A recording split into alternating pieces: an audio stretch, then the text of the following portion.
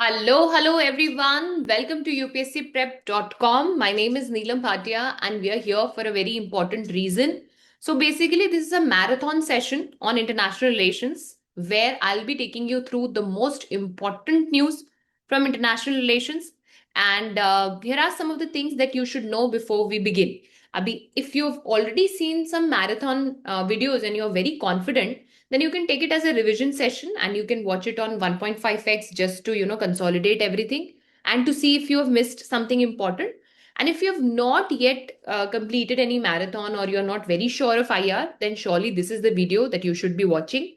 I'll also be giving you complete notes on all that I'll be discussing today. Thing is, these notes are in table format.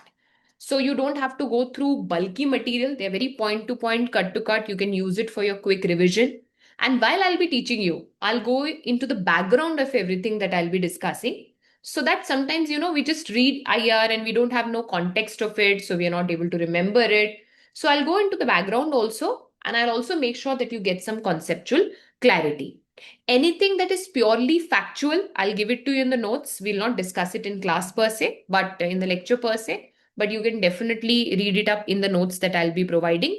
But anything that needs some explanation, background, concept is covered. So it is going to be a long video. I'm presuming that it's going to be somewhere around 4 hours. So very patiently, please watch it and then you read the notes and then you revise it and you will be good to go. So all the best to you and all the best to me. Let's get started. We are going to go into absolute basics. सब कुछ class में याद करने की कोशिश करेंगे. We'll try to memorize everything in class so that it actually translates into some marks for you. So आप क्या कर सकते हैं? You can keep a copy of these notes, print out ले सकते हैं, in your another device आप open कर सकते हैं, but make sure साथ साथ आप इसको prepare करते जाएं, because now is not the time when you watch this video and read again. You should dedicate some hours to this and complete it here right now. So my dear students, the first news is with regards to India-US relations. So context क्या है कि President Donald Trump hosted this meeting of official working visit for Prime Minister Modi on the 13th of February 2025. कहाँ पर हुई थी ये? This visit happened in Washington DC. अब इससे रिलेटेड कुछ इंपॉर्टेंट न्यूज जो आपको पता होनी चाहिए. सबसे पहले you should know about US India compact. तो पहली बात तो you should know the full form. What is the full form of compact? Catalysing opportunities for military partnership, accelerated commerce and technology for the 21st century. दो तीन बार repeat कर लो. Catalysing opportunities for military partnership, accelerated commerce and technology for the 21st century. Now अपने आप में this is not an agreement, this is like an umbrella agreement. सो इसके अंदर बहुत सारे एग्रीमेंट्स हैं. This is one big comprehensive agreement, one big folder जिसके अंदर मान लो छोटे छोटे फोल्डर्स और हैं. So everything that we'll be discussing now falls under compact which is like an umbrella agreement. बहुत ही इंपॉर्टेंट है. क्यों? क्योंकि इस बार पहली बार हमने कुछ इंपॉर्टेंट वर्ड्स यूज किए, जैसे this is going to be result driven agenda. So just like this video, we are not just going to talk, we are going to deliver. So it's going to be result driven, meaning दोनों देश चाहते हैं that there is some deliverable. We actually achieve something by doing all of this. So there's some kind of an achievement that comes out of it. So what you'll remember the full form: catalyzing opportunities for military partnership, accelerated commerce and technology for the 21st century. Then what you're going to remember, this is like an umbrella pact, umbrella agreement, जिसके तहत you have further agreements. And the idea was that we are going to keep it result driven. Something should come out of it. Now, सबसे पहले let's go into the defense sector. So under compact, defense sector में क्या क्या discuss हुआ? So the first thing that came out was new defense framework. The idea was that we are going to sign a 10-year framework so that we have some long-term agenda for India-US partnership. Now you must be wondering that why 10 years? So इस framework को 10 years क्यों रखा है? Because you want a long time. See, when it comes to defense, you need some kind of a long-term commitment. Then only you can establish factories, you can train people, supply chain कर सकते हो. When is that possible? When you have a long-term agenda in mind. So that is why 10 years का framework रखा जा रहा है for this new defense framework. So what is the idea? 10 year का planning किया जाए in the defense sector. Second, very important, technical but important, is Javelin ATGMs. Now what are ATGMs? Anti-tank guided missile. Repeat करो. ATGM. Anti-tank guided missile. अब tank क्या होता है? So they are these armoured military vehicles जिनके ना बहुत thick steel walls होते हैं. तो अगर नॉर्मल बुलेट होगी तो it can just bounce off completely, it will not penetrate into the tank. Now what do these anti tank guided missiles do? So again they are kind of a missile जिनको बनाया इसीलिए जाता है. They are made in such a way that they can actually hit these tanks, they can destroy these tanks. Even when they are armored, they have the potential to destroy them. Now, if you notice, it says anti-tank guided missile. So, what do you mean by guided? Guided means that after you have fired it, it just goes like a normal bullet. So, you can just fire and forget about it. It can be done by even a single soldier. And it is very, very accurate, more accurate than your traditional weapons. Now remember, कौन से ATGMs की हम बात कर रहे हैं? Javelin. See, the video is going to go into details so that you don't miss any static or current question. उससे related कोई static भी आता है तो आप answer कर पाएंगे. But you will have to be patient, you will have to be with me. धीरे धीरे धीरे everything is going to make sense and we'll try to memorize also. Now what is Javelin specifically? This Javelin is made by USA. Okay. And the idea is that it's built on fire and forget principle, कि एक बार fire कर दिया फिर उसके बारे में भूल जाओ. मिसाइल अपने आप अपने टारगेट को ढूंढती है and then it's made in such a way that it finds the target and hits it. Now we also saw it being used. It was used by Ukraine against Russia very effectively in 2022. अब India को ये javelins क्यों चाहिए? Why do we want it? Because देखो हमारे को भी tank threats आते हैं दो बॉर्डर्स से. One is the Pakistan border and one is the China border. So what is very important here is, and this can where you can get your question from, हम इसको सिर्फ खरीद नहीं रहे हैं. Procurement is there and also co-production is there. So what do you mean by co-production? That we'll be making it in Indian factories. Using the American technology, it will be made here. So it's not just simply buying, we'll also be co-producing it. So we'll learn the technology, that's going to create jobs for us. Also, it aligns with our Make in India initiative. Let me tell you one thing. If you listen to all that I say today, not only it's going to help you in prelims, but because you're going to clear prelims, you need to write your mains also. All of this can fall as examples there as well. So Javelin ATGMs के लिए क्या क्या आपको याद रखना है? Procurement भी होगा and also we are going to have co-production. Both of these things are important. Then Striker ICVs. Now what is ICV? Infantry Combat Vehicle. Infantry Combat Vehicle. तो पहले तो समझो इसका मतलब क्या है. Infantry my dear students soldiers होते हैं जो लड़ते हैं on feet. So they don't use these tanks और दे आर नॉट पायलट्स जो पैरों से चलकर जाते हैं और लड़ाई लड़ते हैं. That is infantry. Combat means fighting, combat means battle and vehicle means the mode of transportation. So what is ICV? These are those vehicles which are armoured. इस तरह से बनाए जाते हैं so that they can carry the infantry soldiers. So जो infantry soldiers हैं वो इसमें बैठकर बैटल फील्ड में जा सकते हैं. That is ICV. Now Stryker ICV क्या है? इसमें व्हील्स लगे हुए and it has very good speed. 100 kilometre per hour की स्पीड पर ये चलते हैं and it can carry about 9 to 11 soldiers. इसके ऊपर वेपन्स लगे हुए हैं. Now the point is again we are talking about co production. So we are not just talking about procurement. What is important is को production. So हमारे जो armoured vehicles है ना अभी they are ageing, so they are not that efficient, they are not that good. So we have to move rapidly in the technology. सो यहां पर हम क्या कर रहे हैं? Will be co producing it so that it meets our defence requirement. So Javelin ATGMs हो गया, स्ट्राइकर आईसीवीज हो गया. If you are going to only memorise, not know the context, then remembering will be difficult. So remember the context also. Then my dear students, Asia initiative. Now, what is Asia? Autonomous Systems Industry Alliance. Autonomous Systems Industry Alliance. अब ये autonomous systems क्या होते हैं? What do you mean by autonomous systems?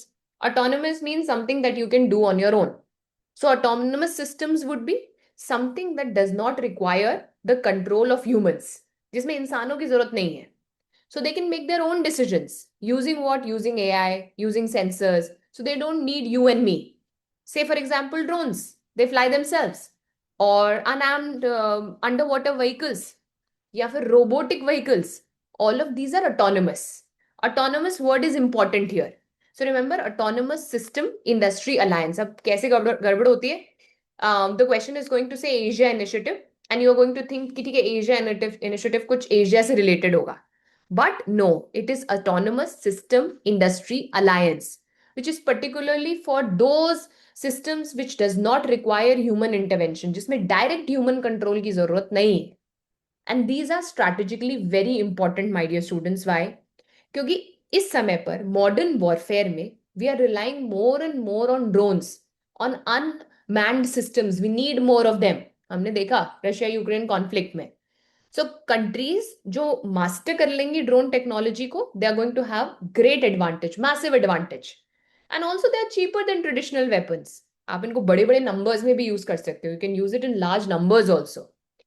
तो Asia initiative के तहत अपन क्या कर रहे हैं? We are scaling this, we are scaling the autonomous system, and for this we are having industry partnership between India. Now this is important. So there's going to be an industry alliance between India and USA. And what is very important is the focus area will be Indo-Pacific. So the production will be for the Indo-Pacific area. अभी याद रखना that this Asia initiative builds on US-India roadmap for defense industrial cooperation. We already have a roadmap for defense industrial cooperation और इसी के तहत इसको आगे बढ़ाया जा रहा है. So it's not like a fresh program. It is not something that we are starting from scratch. It is under US-India roadmap for defense industrial cooperation. Note every point. इतने ही डेप्थ में क्वेश्चंस आते हैं. You make sure that you understand everything. Now within the compact, my dear students, there is trade and investment. And इसमें there is something called as Mission 500. Now what is this Mission 500? देखो अभी के लिए जो India US bilateral trade है, that is approx 190 to 200 billion dollars. Right? Now we want to double this by 2030. That is what we want to make it 500 billion dollars. Now of course it is ambitious, but it is doable is what we realized. अब इसके लिए हमको करना क्या पड़ेगा? We will have to reduce tariff and non-tariff barriers. Perfect time है कि basics revise कर लीजिए, स्टैटिक रिवाइज कर लीजिए. What is the difference between tariff barriers and non tariff barriers? Tariff barriers क्या होते हैं? Tariff barriers are taxes. तो जब आप इंपोर्टेड गुड्स के ऊपर टैक्स लगाते हो तो उसको टैरिफ बोलते हैं. Now if you are going to charge more, say America से एप्पल आ रहे हैं इंडिया में and you are charging a lot of tariff on it, then American apples will become expensive क्योंकि टैक्स लग जाएगा उस पर. So you are going to buy less of American apples. अगर आप इस टैक्स को कम कर दोगे तो people are going to buy more of American apples, तो बढ़ गया trade. So tariff barriers are tax barriers. वो टैक्स जो आप इंपोर्टेड गुड्स पे लगाते हो, that is what is called as tariff barriers. Now what are non tariff barriers? Non tariff barriers भी ट्रेड को रोकते हैं, but they are not taxes. They also reduce tax, they also reduce trade, but they are not taxes. अब कैसे ma'am? So they are going to make the entire procedure very difficult. Custom का clearance procedure मुश्किल कर दिया ताकि बहुत time लग रहा है, और क्वालिटी स्टैंडर्ड्स को कम कर दिया, बढ़ा दिया कि only when you are going to meet this quality will let your apples come in. या लाइसेंस की रिक्वायरमेंट बोल दी, स्ट्रिक्ट लॉज बना दिए. Basically when you make it difficult to trade, but not by charging more taxes, taking more taxes, but some other ways, quota लगा दिया कि सिर्फ इतना आप ट्रेड कर सकते हो. So all of that falls under non-tariff barriers. So if we have to reach that $500 billion ka mark, then we'll have to reduce tariff barriers and non-tariff barriers. Now, my dear students, there is also something coming up for your energy security. अच्छा, ये please याद रखना कि we are wanting it to double this by $500 billion by 2030. This is also very important. Now, what is energy security, my dear students? सबसे पहले तो basics याद रखो. So India is the world's third largest energy consumer, but हमारे पास इतनी energy है नहीं, खुद की डोमेस्टिकली हम इतनी एनर्जी बनाते नहीं है. So we import a lot of energy from outside, crude oil, natural gas, coal, and इसकी वजह से इंडिया बहुत vulnerable situation में आ जाता है. So whoever is our supplier country, अगर वहां पे कोई प्रॉब्लम हो गई, there is some problem there, the Indian economy is going to suffer. We know that. So right now we take energy from Russia, from Saudi Arabia, from UAE, from Iraq, from Qatar. अभी risk क्या है? If you rely only on a few suppliers, so then there is risk that if there would be something going wrong there, that's going to impact your country badly. तो अब हम इसमें थोड़ा diversification कर रहे हैं. We are going to other countries also. And one of that country is USA. So under compact, one of the areas is energy security. जिसमें what we are planning is that US will become a leading supplier of crude oil for us and for petroleum and for LNG. अभी ना पूरे साल LNG was also in news. So you must know about LNG. You should know what is LNG. So what is LNG? सबसे पहले what is natural gas? जो आप cooking के लिए इलेक्ट्रिसिटी इंडस्ट्रीज इन सब में यूज करते हो. अभी जो नेचुरल गैस है ना, ये यूजुअली पाइपलाइन से ट्रांसपोर्ट की जाती है. So the method to transport is through pipeline. अब प्रॉब्लम यह है कि we can't build so much of pipeline. India से यूएस में पाइपलाइन कैसे बनाओगे इतनी? It's literally across the ocean, है ना, तो नहीं कर सकते हम. तो उसका सोल्यूशन क्या है? What we do is we cool the natural gas to -162 degree Celsius. अगर ये बेसिक्स नहीं पता थे तो ये लिख लो कहीं पे. For I mean it may not be asked your IR पर से, but this can be asked. So what you do is you cool it down to -162 degree Celsius until it becomes liquid.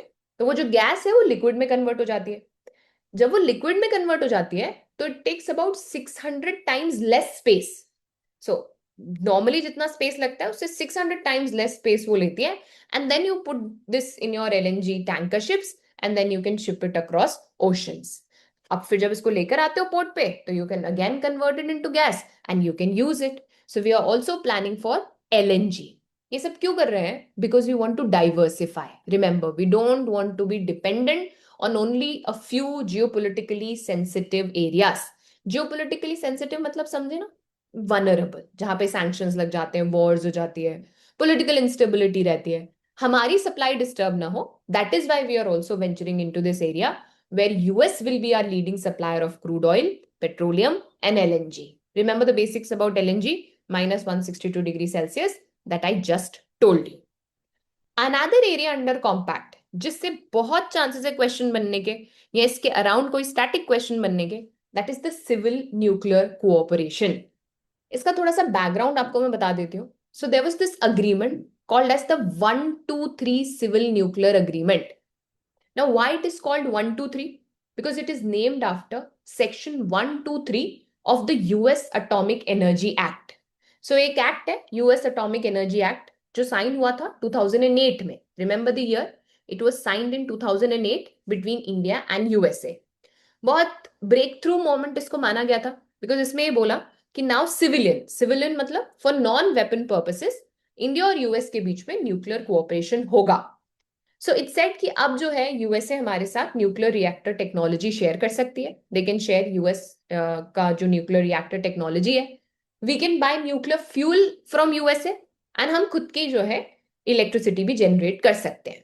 अभी हुआ क्या? See this agreement was signed in 2008. We are sitting in 26 and जिस agreement की बात कर रही हूँ that was in 25. So 15 long years but nothing substantial happened. 15 साल में भी कुछ बहुत बड़ा नहीं हो पाया. एंड उसका रीजन है my dear students, the reason for this is this civil liability for nuclear damage act 2010. So हुआ क्या my dear students? We pass this act and according to this act we said कि अगर India में कोई nuclear accident होता है, some nuclear accident happens in India, whoever is the supplier of the reactor, not just the producer here, बाहर से जो supply भी कर रहा है reactor, that person will also be financially responsible. So अगर कोई अमेरिकन कंपनी है, मान लो वेस्टिंग हाउस है, it comes and sells a reactor to India और इंडिया में कोई एक्सीडेंट हो जाता है, there is some accident in India, then that American company will also have to pay the money. It can be in billions. Whatever is the damage, they are also liable for it. अब इससे क्या हुआ? American companies तो वैसे कोई liability लेना नहीं चाहती. सो दे सेड अरे ये तो बहुत रिस्की है. If we are going to sell reactors to India and something happens then we'll be responsible for that accident, चाहे वो डेकेड्स लेटर ही क्यों ना हो. So even though the deal was signed in 2008, effectively no a real issue solved in India. No real technology came to India. Why? Because very few nuclear deals happened because of this civil nuclear liability for nuclear damages act, जिसकी वजह से लोग डर गए थे. So even after the 2008 का agreement ये नहीं हो पाया. अब what we are changing now is we are trying to bring a new momentum where US is saying that we'll give you US designed nuclear reactors और बहुत सारा localisation भी करेंगे. Now what do you mean by localisation? Localisation means कि Indian factories में इस reactor के parts बनेंगे. So in Indian factories the parts of this nuclear reactors will be manufactured. So पैसा भी कम लगेगा और इंडिया की capability भी बढ़ेगी. So we are also discussing how there can be some possible technology transfer. See, power pact question बन सकता है 1, 2, 3 civil nuclear agreement, civil liability for nuclear damage act जिसमें supplier की भी liability मानी गई, localization का यहाँ क्या मतलब है, and all of this falls under what? Compact. Next area, my dear students, is technology and innovation. US India Trust. सबसे पहले तो ट्रस्ट का full form please. Transforming the relationship utilising strategic technology. Please memorise. Transforming the relationship using strategic technology. अब देखो ये आता है for critical and emerging technologies. Static question यहां से बनता है. किसी भी टेक्नोलॉजी को हम क्रिटिकल एंड इमर्जिंग टेक्नोलॉजी कब बोलते हैं? When is a technology called as a critical and emerging technologies? तो देखो क्रिटिकल का मतलब होता है it is very much needed. You need it for your national security or you need it for your economic competitiveness. You need it. The point is it is needed. And emerging matlab it is relatively new. It is coming up. It is rapidly developing. So I can give you some examples. AI, for example, is what? It is a critical and emerging technology. Semiconductors, those tiny chips into those electronic devices, those are what do you call critical and emerging technologies. अभी क्या problem है? Semiconductor, for example, is dominated by China. China dominates the chip manufacturing. Taiwan के through, but you know, effectively that is China only.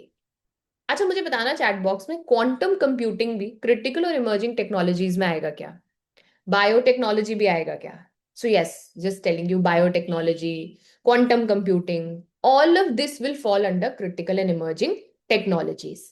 क्या होता है biotechnology? When you use biology for technology. तो जब आप डिजीज के treatment में, bio weapon defence बनाने के लिए, एग्रीकल्चरल इंप्रूवमेंट्स के लिए, all of that is your biotechnology.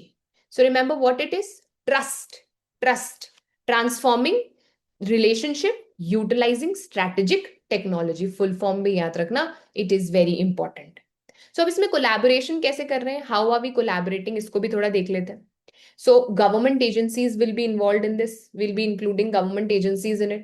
Universities इसमें involved होंगे. So academic partnership भी ये रहेगा. And we are also including private sector in it. So private sector, government, academia, ये सब इसके जो है coming together में involved रहेंगे.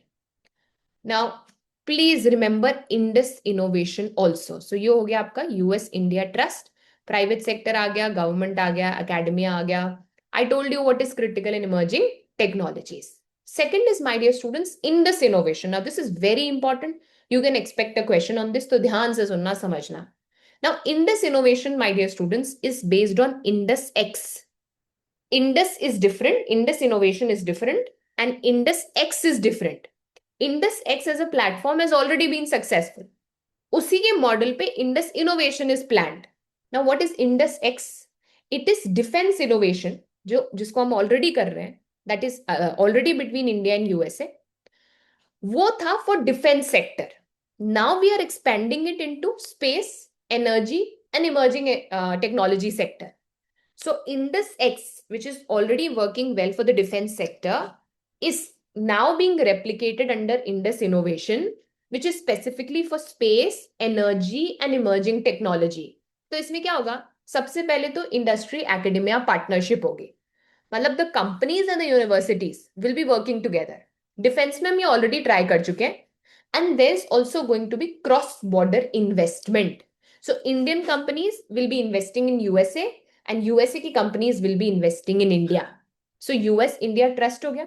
Indus innovation modelled on Indus X and strategic mineral recovery initiative. This is related to critical minerals.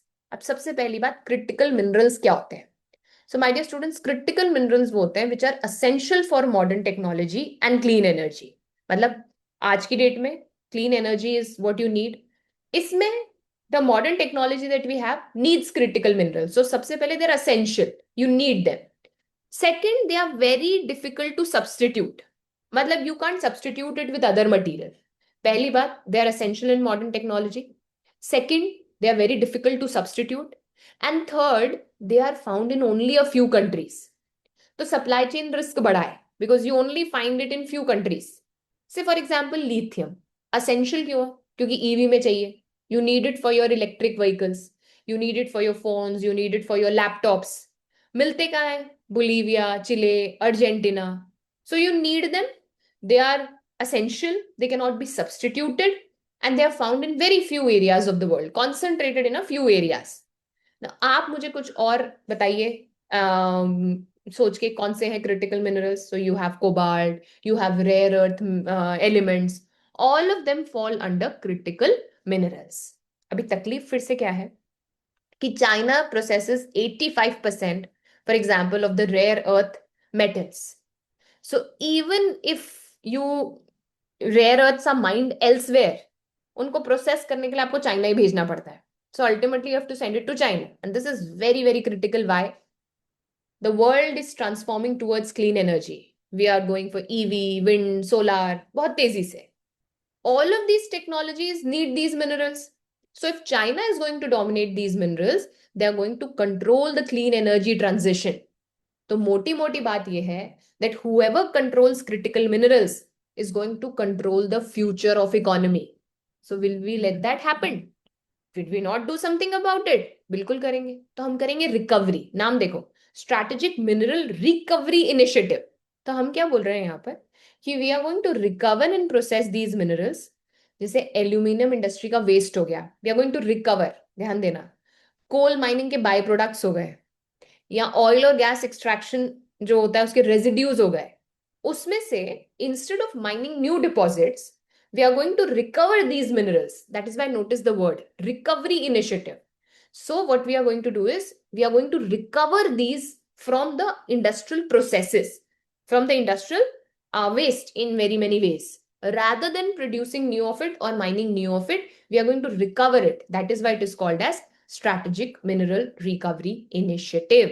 साथ होना बातें समझ में आ रही हैं क्या? I am going into very small details so that you prepare everything. Most important points have been discussed here.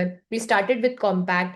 I told you the broad umbrella is compact. Then I told you within this umbrella there are specifics like the defense cooperation, anti-tank guided missile याद रखना, ICVs याद रखना, autonomous system, Asia initiative, not Asia. It is related to what? Autonomous system industry alliance. Drones वाली बात आ जाएंगी यहाँ पे. 500 करना चाहते हैं, मतलब क्या फनी बात है, टैरिफ ये बोलकर टैरिफ लगा दिया था ट्रम्प ने. But anyway, so mission 500, we have to make it $500 billion by 2030.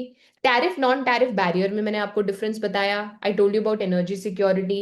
LNG please तैयार करके जाना, there can be a question. -162 degree Celsius. Civil nuclear cooperation 123 agreement. Then civil liability for nuclear damages act, जिसकी वजह से 15 साल में कुछ ज्यादा हो नहीं पाया था.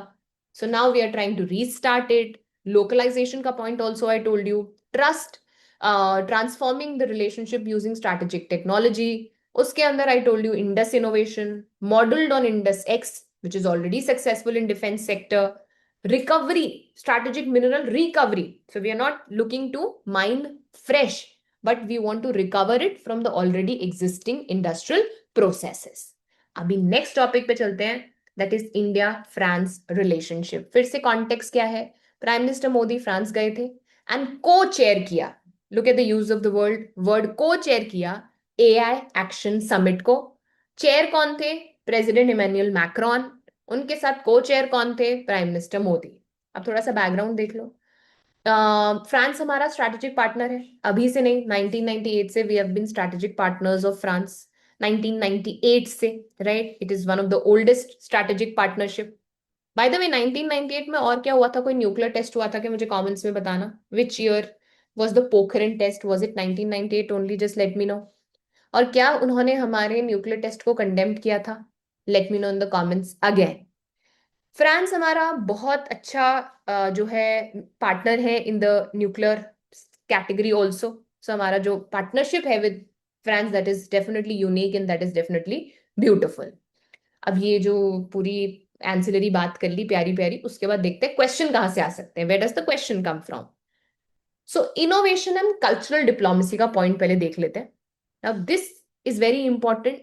India France year of innovation. अब इसका एक ग्रैंड इनॉग्रेशन हुआ जिसका लोगो लॉन्च किया मोदी जी ने और मैक्रोन ने, और ये जो है 2026 में प्लान की गई फॉर न्यू दिल्ली 2026, और फोकस था science, technology, culture and entrepreneurship collaboration. अब आप सोच रहे होंगे what is this year of innovation, what do you mean by year of innovation? तो कंट्रीज कभी कभी क्या करती हैं, पूरे ईयर को किसी एक थीम को डेडिकेट कर देती हैं। So they will dedicate that entire year to a specific area so that we can have deep ties in that area. Okay, so एक framework बन जाता है कि there are going to be events, there are going to be collaborations, exchanges on it throughout the year. So we can have summits, startup competitions, then exchange programs, cultural festivals उसी theme पर. So what is the theme? Year of innovation. याद रखना, what is the theme? Year of innovation. Now very important again is Frindex. थोड़ी देर पहले I had told you about index, and I told you that this is modeled around the idea of defense, and I told you that it has been now ventured into space technology also. Now what is this Frindex? बहुत ध्यान से सुनना. France India Defense Startup Excellence. France India Defense Startup Excellence. So defense startup क्या होती है? कोई छोटी company हो गई, नई कंपनी हो गई which is working on innovative defense technology. तो कोई नए टाइप ऑफ ड्रोन बना लिए, मिलिट्री के लिए एआई बना लिया, कोई नया मटेरियल बना दिया. सो अभी प्रॉब्लम क्या है कि we focus on big industries. Now we are saying that instead of focusing on big companies, let's focus on startups which can actually bring radical innovations. तो बड़ी बड़ी कंपनीज तो अपने पुराने प्रोडक्ट को ही अच्छा करती रहती है, they try to make their old product only better. But हम स्टार्टअप को अगर मौका देंगे तो they will bring some radical innovation, some new approaches. So that's going to change the way we look at defense. So दोनों ही India and France are actually having a lot of defense startups these days. उन्हीं के collaboration के लिए we have Frindex, which by the way is modeled around Indus X, which I had just told you was India-US Defense Innovation Bridge. उस strategy को ही हम यहाँ पर भी use कर रहे हैं under Frindex. What is the idea? That we are going to have collaboration in the innovations in the defense sector. अब इसमें कौन कौन सी बॉडीज इन्वॉल्व है? तो फ्रांस की डीजे इन्वॉल्व है, director general of armaments. India की डिफेंस टेक्नोलॉजी एजेंसी इन्वॉल्व है, सो जो डिफेंस के स्टार्टअप इकोसिस्टम को देखती है. So please memorise this is again important. अच्छा, इसका एक गाइडिंग फ्रेमवर्क भी है, that is horizon 2047. Again long term defence cooperation vision है between India and France. And इसी के तहत we have India France defence industrial road map. So manufacturing पे जो है फोकस करते हुए डिफेंस इंडस्ट्रियल रोड मैप भी प्रिपेयर किया गया है. ऑब्जेक्टिव क्या है? So that startups can B encouraged, we have more collaboration, co development, नए सॉल्यूशंस आए to old problems, there are new innovative technologies. That is the broader framework that they work on. Now, my dear students, within this, there was also discussion on AI governance. So what is AI governance? अब आपको पता है the way with which AI is progressing, it is everywhere. So it is there in the governance sector also. अब इसमें philosophy क्या रखी गई between of the India France discussion on it? Safe, open, secure and trustworthy. Safe का मतलब that AI should not harm anybody. Open मतलब transparent. I should be able to know कि AI कैसे decisions बना रहा है. And secure मतलब that should not be hackable, है ना? Enemy should not be able to hack them. And trustworthy, people should be able to trust AI, or maybe governments that rely on AI. There should be that trust developed. अब तो ma'am इसमें India France क्या कर रहा है? See, both India and France are mid-sized powers, and we want to shape AI governance. हम दोनों ही AI governance चाहते हैं. We also don't want to take help from USA. We also don't want to take help from China. We don't want them to become agenda setters for AI rules, or they governing the AI rules. So by coming together here, we want to have more influence. क्योंकि अब बनेंगी AI policies. The way in which AI is progressing, we would need more policy debates. So we also want to be a part of that debate, and we also want to be on the agenda setters rather than being only passive people viewing it. Important, please take note. Then my dear students, civil nuclear energy. सबसे पहले ये समझो nuclear power क्या होता है. देखो, traditional जो nuclear power plants होते हैं ना, वो बहुत बड़े बड़े होते हैं, दे आर मैसिव. मतलब 10-20 बिलियन डॉलर्स एक में लग सकते हैं. एंड इट में take about 10-15 years to make a nuclear reactor, nuclear plant. बहुत सारा पानी चाहिए to cool them. They are very very complex, उनकी सेफ्टी भी बहुत कॉम्प्लेक्स होती है. So the problem with traditional reactors और traditional nuclear power is one, बहुत सारा पैसा लगता है. So they are massive cost involve. Then it takes years to build them. Then बहुत सारा पानी लगता है to cool them. And the entire safety system is also very complex. अब इसमें देखो, we are working on SMRs and AMRs. Question आ सकता है, फोकस करना, what are SMRs and what are AMRs. SMR, S is for small. So they are very small if you compare it to the conventional reactors. छोटे हैं बहुत. Then modular, मतलब factories में बन सकते हैं, स्टैंडर्ड मॉडल्स में बन सकते हैं इन फैक्ट्रीज. उनको लेकर आकर और साइट पर असेंबल कर सकते हो. You bring it from the factory and assemble it on site. So they are modular, based on module. And reactor, तो nuclear power generator. So small modular reactor. फायदा क्या है? You don't need to wait for 15 years. 3 साल में बन की ready. You can produce it in factories. So they are cheaper. You can carry it to different locations. Islands में, mountains में, घर में नहीं, घर पे नहीं. You get my point. So you can take it to islands, you can take it to mountains. And they're also safer by design. छोटे हैं तो potential accidents भी छोटे ही होंगे. मतलब नहीं हो, but what I'm saying is the impact would be lesser. और पैसा भी कम लगता है, so they are more affordable also. So those are small modular reactors.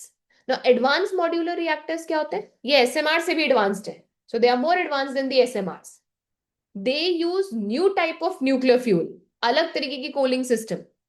उतना नहीं जाना हमने, but just understand that they are advanced. Advanced मतलब advanced. So they use this molten salt or gas. पानी इस्तेमाल ही नहीं होता. So they use even nuclear waste as fuel. So they are able to solve the waste problem also. Now, my dear students, what you need to remember are the institutes that are involved here. थोड़ा सा ज्यादा हो जाएगा पर करना पड़ेगा. Global Center for Nuclear Energy, Department of Atomic Energy, National Institute for Nuclear Science and Technology, and France की nuclear authority जिसकी प्रोनाउंसिएशन मुझे नहीं आती है. तो इन बॉडीज को आपने एक बार देख लेना है, याद रख लेना है.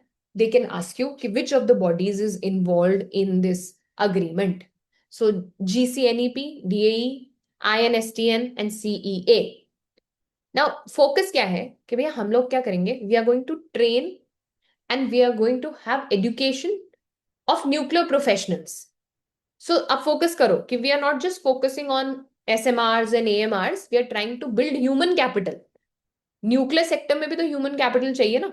We need human capital in the nuclear sector also. So we are going to train and educate the professionals also in the nuclear sector. I hope समझ में आ रहा है सब. थोड़ा सा भारी है पर करना पड़ेगा. They ask you these questions. So that is why I am going into minute details and clarifying things to you.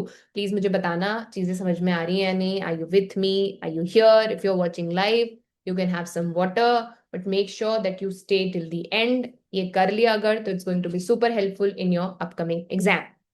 Now Indo-Pacific Triangular Development Cooperation. Triangle वही triangle जिसके बारे में तुम सोच रहे हो. So basically normal जो cooperation होता है that is between country A and country B. So that is bilateral. Trilateral or triangular would be country A, country B, but they're together helping country C, a third country. So triangular would be country A, country B, together helping country C. Is case mein what is happening? You have India and you have France, and we have decided that together we are going to support a third country very specifically in the domain of climate and SDGs. So we are going to support third country in climate matters and in SDG matters. What are SDGs? Sustainable development goals. So Pacific island में कोई solar energy project है जिसको India and France is going to co sponsor. तो that is why triangular, Indo Pacific triangular development corporation cooperation. What are SDGs? Sustainable Development Goals. How many? 17. By when do we want to achieve them? By 2030. So सुना होगा no poverty, clean water. याद नहीं तो कर लेना. Means में बहुत काम आते हैं SDGs, and you can also use them in your they can also be asked in your prelims. You never know. Now how this is important is, देखो इंडिया और फ्रांस दोनों को इंडो पैसिफिक में इंटरेस्ट है. you know that we are interested in the Indo-Pacific. We have interest in the Indo-Pacific. So if we are going to work together, there are chances that we can influence the area more. And in a way, we can tackle the growing influence of China also. Because China to sab kuch kar hi raha hai to be relevant here. So remember, Indo-Pacific Triangular Development Cooperation. India, France, helping a third country is Indo-Pacific Triangular Development Cooperation. Next in line, my dear students, is AI Action Summit Paris. So, इसका ना एक तो venue याद रखना, grand palace Paris, बहुत ही beautiful historic building है central Paris में. मैंने तो सिर्फ फोटोज देखे हैं, but very very beautiful. So Central Paris में ये located and this is the venue of it. Now this was the venue of it. 10th to 11th of February France में हुआ. Macron और Prime Minister मोदी थे. Now important is why was India co-chairing it? तो याद रखो 2023 में India had hosted the G20 and for the first time there were discussion on AI governance and we said that we are representing the global south perspective on AI. तो AI में global south का क्या perspective है that is being reflected by India and that is why we were co-chairing it to reflect the views और the perspectives of the global south. AI action summit की जहां तक बात आई है so they can ask you last 3 का data. So AI action summit please remember Paris 23 से start हुआ था. AI safety summit now they can ask you this was in UK. Seoul summit हुई थी साउथ कोरिया सियोल में and action summit जो हुई वो हुई फ्रांस में. सो 23 safety, 24 Seoul and 25 AI action summit. तो पहले हमने डेंजर्स आइडेंटिफाई किए, फिर सेफ्टी मेजर्स बनाए और हम कह रहे हैं कि हम AI को सबके लिए बेनिफिशियल बनाएंगे, not just for the rich countries. So 2023 AI safety summit, 24 Seoul summit and 25 AI action summit. याद करते जाना साथ साथ. After every topic, please look at your notes and revise there and then. Stop the video, revise, stop the video, come back and revise. That's how you can prepare the entire 75 pages nicely. Then, my dear students, is your India-China relations. Again, context क्या है? PM Modi meets President Xi Jinping. Kab? Was it a bilateral summit? No, it was on the sidelines of SCO. What is SCO? Shanghai Cooperation Organization. इनकी meeting already ताइंजिन में हो रही थी 31st of August 2025. उसके side lines में PM met the Xi Jinping, the president of China. Remember, this was the first visit to China of PM Modi in the last 7 years. In the last 7 years, there were no visits. Why? 2017, Doklam standoff. 2020, Galwan clashes. तो border tensions बहुत ज्यादा थे. So now 2025 is being seen as a year where things are getting better a little. कुछ positive momentum देखने को मिला है. Some positive momentum we can see. So both the leaders said that there's a bit of an improvement after the Kazan meeting 2024 में. Russia की एक city है Kazan, वहां पर मोदी और शी मिले थे. ब्रिक्स की मीटिंग हो रही थी, उसकी साइडलाइंस में they had met and they reaffirmed there that we are development partners and we are not rivals. So we have now reaffirmed कि okay, India and China are partners and we are not rivals. You know that sweet talk जो हम शादियों में जाकर करते हैं, जब सोचते कुछ और है बोलते कुछ और है, but that's what we said. Now the language is very significant. इससे पहले की जो टोन थी that was very confrontational. For your mains you can take note of it. But here the now tone has diluted a bit. We are saying that we are partners, we are not rivals. There was also discussion on border stability. We have said कि अब disengagement हो गया है. What is the meaning of disengagement, my dear students? That we have pulled back our troops. जो face off में थे, उनको हमने वापस ले लिया है. So what happened after 2020, the Galwan clash? The troops were one-on-one to each other. So disengagement means now we have pulled back. We have come back to the previous position. Now people to people contact के लिए जो है direct flights की बात हुई between India and Chinese city, visa facilitation की बात हुई, so that travel is easier, cultural exchanges होंगे, so that again travel is better, people are coming from here and there, meeting, exchanging, nothing important here. This is important. So resumption of Kailash Mansarovar Yatra, you know it's a pilgrimage to the sacred lake Mansarovar, जो कि तिब्बत में है. After the India-China tensions, it was suspended. इसका resumption एक बहुत बड़ा confidence building measure है for sure. Also we said that we are going to expand trade and investment and we are particularly going to work to reduce trade deficit. Now, my dear students, why we have trade deficit? India बहुत सारी चीजें लेता है China से. We we import massively from China. Electronics, machinery, chemical. Take a challenge one day and try to find things in your house which are not made in China. बहुत मुश्किल है. So we import a lot massively from China and we don't export so much. Relatively, we export much less to China. So what is the result? There is a trade deficit. When import is more than the export, we call it as trade deficit. This makes us vulnerable. This means that India is dependent on China. So they've promised that they are going to work towards reducing this trade deficit also. कितना पूरा होगा कितना नहीं, but you should know the basics and you should know the current affairs as well. Next आ जाते हैं my dear students on India Russia relations. थकना नहीं है, अपना best देना है. We have to give our best and make sure that we don't miss any details. Now what is the context? So the one and only Putin comes on a state visit to India. December 4th, 2025 comes to India. 23rd India-Russia Annual Summit. बड़ी बात है. And 2025 was the 25th year of our declaration of being strategic partners. So 25 years हो गए when we have called each other as strategic partners. Original partnership जो है वो declare जो ये स्ट्रैटेजिक पार्टनरशिप थी that was declared in October 2000. So it's been 25 years. 25th anniversary है और अब हमारे रिलेशन में बड़े पेचीदा है. We are in a very complex situation. Why? Because Russia invaded Ukraine in 2022. Western countries impose sanctions on Russia. हमने western countries को ज्वाइन नहीं किया. We were continuing to buy the Russian oil even at the discounted price. हम अपनी foreign मतलब even क्या at the discounted price. But we have neither condemned Russia nor we have fully supported it. So we have said कि भैया हम strategically autonomous हैं और हम अपने फैसले अपने फायदे नुकसान के हिसाब से लेंगे.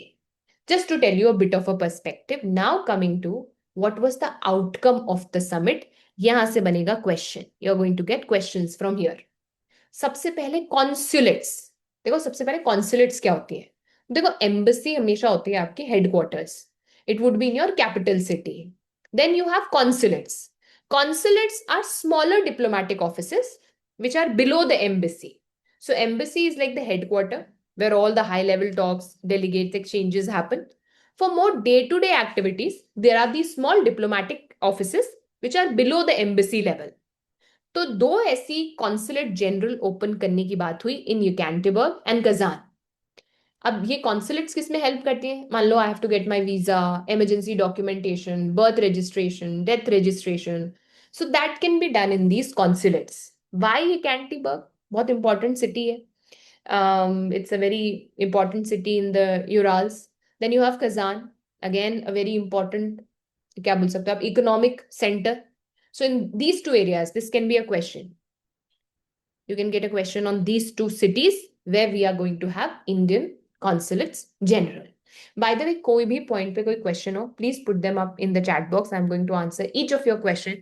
So if there's anything that you did not understand, please ask me and I'll be happy to help you. But मुझे बताना जरूर कि are you getting clarity? Are you able to remember? Multiple revisions will be needed. What you can also do is watch it again on 1.5x, prepare it alongside, and you will be done. Then, my dear students, Program 2030, adoption of Program 2030. Program for development of strategic areas of India-Russia economic cooperation till 2030. So basically, a roadmap hai for economic cooperation. In so many areas, so many targets are there. What are the targets? So the target areas are your energy cooperation, transport and connectivity. तो सबसे पहले energy area से शुरू करते हैं. This includes oil and oil imports, oil refinery technology, petrochemical, oil field services. So, abhi recently our energy cooperation has increased with Russia. So what happened? All of these Western sanctions were there on Russia, and Russia ने हमें discounted oil promise किया कि heavy discount पे हम आपको तेल देंगे. And India became one of the क्या बोल सकते हैं biggest oil customers. So it was a win-win. For Russia, there were more selling, and for India, we got cheap oil. So we were able to also reduce our import bill to some extent. Achha, there was also a discussion on the civil nuclear arena. I am talking about the Kundankulam nuclear power plant. Very, very important. सबसे पहले कहाँ पर है? Where is the Kundankulam nuclear power plant? It is in Tamil Nadu. Russia की मदद से बना है. It is designed and built with Russia's help, and it is currently India's largest nuclear power station. अब देखो क्या agreement हुआ है, focus करना. The agreement is that we are going to have cooperation in the fuel cycle and the life cycle support. So confuse mat hona. Fuel cycle is to provide nuclear fuel. For the reactor you need fuel. So that is providing nuclear fuel. Life cycle support is for the maintenance throughout the life of the plant. तो उसके पूरे maintenance में भी support करेंगे जब तक वो plant है. So life cycle support and fuel cycle support. Both may we are going to increase cooperation. That was also decided. We said we are going to also broaden cooperation in space. Nothing important here. Military and defense. So this is important. Notice karna. IRIGC and MNMTC. What is this? Important. Take note. India-Russia Intergovernmental Commission for Military and Military Technical Cooperation. I repeat, India-Russia Intergovernmental Commission on Military and Military Technical Cooperation. अब ये क्या है? हम बोल रहे हैं कि हम ना मिलकर स्पेयर पार्ट्स बनाएंगे for all those defence equipments which originated in Russia. तो मैम इससे क्या होगा? देखो, India today has a lot of Russian weapons. You must have seen those T-90 tanks, MiG fighter aircraft, submarines. So many of them are from Russia. अब Russia पे जैसे western sanction लगता है, it becomes difficult for Russia to make these spare parts, get these spare parts for us to get it from Russia. So now India is going to make these spare parts domestically only in our own country with the help of Russia. So spare parts will be made in India with the help of Russia domestically. I hope that is also easy. One more question can be on, we have decided to expand the UPI and the रुपए digital payment linkage. UPI क्या है? हमारा digital payment system है. रुपए क्या है? हमारा card payment network है. So coming together the digital payment and the card payment, we are expanding this into Russia. थोड़ा टेक्निकली सोचो, याद करने की जरूरत नहीं. Why are we doing it? Usually we trade in rupees and roubles, we trade in dollars. With this हम अपनी currency में ट्रेड कर सकते हैं instead of depending on US dollars. तो क्यों नहीं करेंगे? So there can be more rupee ruble transaction, and then you'll not need the dollars. So again, a great thing to do. Then science and technology mein, there are going to be government, academia, private sector coming together. बहुत कुछ याद करने का नहीं है. Renewable energy, blue economy, more people to people contacts, relations. So Mauritius के जो PM है नवीन चंद्र, वो जो है इंडिया आए थे. अब याद रखना कहाँ आए. So he did not come to Delhi, he came to Varanasi. तो क्वेश्चन बन सकता है यहाँ पे, अलग सा फैक्ट है. Generally these leaders come to Delhi because that is the capital, but he came to Varanasi, and this is very sensitive culturally. जो cultural sensitivity है वो ये दिखाता है. But you have to remember that he visited Varanasi and not India. India ने announce किया that there's going to be 680 million US dollar का special economic package that will be given to Mauritius, which is going to cover health, infrastructure, maritime security, and education. Now, just think, why Varanasi? Why Varanasi? There can be a question, कि कहाँ गए थे? Varanasi, why? Because it has deep Hindu religious significance. And Mauritius, मैं आपको बता दूं, 70% of the population Indian origin, and a lot of them are Hindus. So hosting the PM in Varanasi was a culturally meaningful gesture. ये याद रखना. The meeting was in Varanasi. Now exam किस लिए क्या क्या आपसे पूछ सकते हैं, सो थोड़ा ध्यान देना. As of now, we have a trade surplus with them. That is, we export more to Mauritius and import less. Pharmaceutical, food, machinery, a lot of things we export to Mauritius. Mauritius की economy बहुत छोटी है, तो we are of course the dominant partner. Mauritius is second largest source of FDI into India. After Singapore. इस बात को याद रखना, important point. Second largest source of FDI. We run a trade surplus and we are second largest. Mauritius is the second largest source of FDI into India. Sound surprising, इसीलिए question बन सकता है. Very unusual, no? I mean, how will Mauritius be supporting so much of FDI? And उसके पीछे की कहानी दूसरी है, which I'm going to explain in a minute. But please remember that it is the second largest source of FDI into India after Singapore. अब ये हुआ कैसे? Actually, ये होता है because of round tripping. This happened because of round tripping. Now, please remember economics का term. If you already don't know, please listen to me carefully. So what happens, a lot of investors, they route their money through Mauritius. So instead of investing it directly in India, they first send it to Mauritius and then they bring that investment to India. Now you will wonder why. Because Mauritius is very favorable as an investment destination. Tax nahi lagti wahan par. So a lot of people from India also, they send their money to Mauritius first and then it comes back to India. तो भारत का ही पैसा भारत में वापस आता है as foreign investment. So that is how it became the second largest source of FDI. This is called as round tripping. India's money goes to Mauritius. Since there is no tax there, it comes back to India as foreign investment. And that is why, my dear students, we are looking to sign comprehensive economic cooperation and partnership agreement, which was already signed in 2021. इस पर और बात करने की कोशिश हो रही है. Now, राउंड ट्रिपिंग को सॉल्व करने के लिए what do we have a TT, that is double taxation avoidance agreement. So जो कि again is favourable for us from your exam perspective. Second largest source of FDI, round tripping, please remember. And also then remember CECPA, that is comprehensive economic cooperation and partnership agreement. कब sign हुआ था? 2021 में. India का पहला trade agreement है with an African country. Mauritius is an African country. Geographically तो Africa में, Indian ocean में, but geographically is in Africa. So that means we are now opening towards the African corridor also. Diaspora की बात करूं तो 70% of the Mauritian population is of Indian origin, not exaggerating. These were Indian laborers who were brought to Mauritius by the British in the 19th century. बहुत मस्त भोजपुरी बोलते हैं यहाँ पे बहुत सारे लोग. Hindu festivals, Hindi festivals, Indian festivals like Diwali, by the way, is a public holiday in Mauritius. अच्छा, this question can be asked, world Hindi secretariat कहां पर है?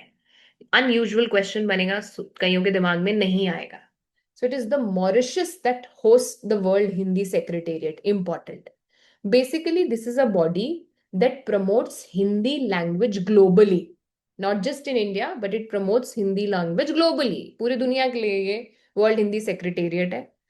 And where it is very important, is not in India, it is in Mauritius. You can get this question. अच्छा, मोदी जी को जो उनका highest civilian honour है वो भी दिया गया था, ये भी याद रखना. So it signals that they consider us as a friendly nation. World Hindi secretariat पे क्वेश्चन बन सकता है. Second largest source of FDI पे क्वेश्चन बन सकता है. राउंड ट्रिपिंग पे क्वेश्चन बन सकता है. So make sure that you understand it nicely.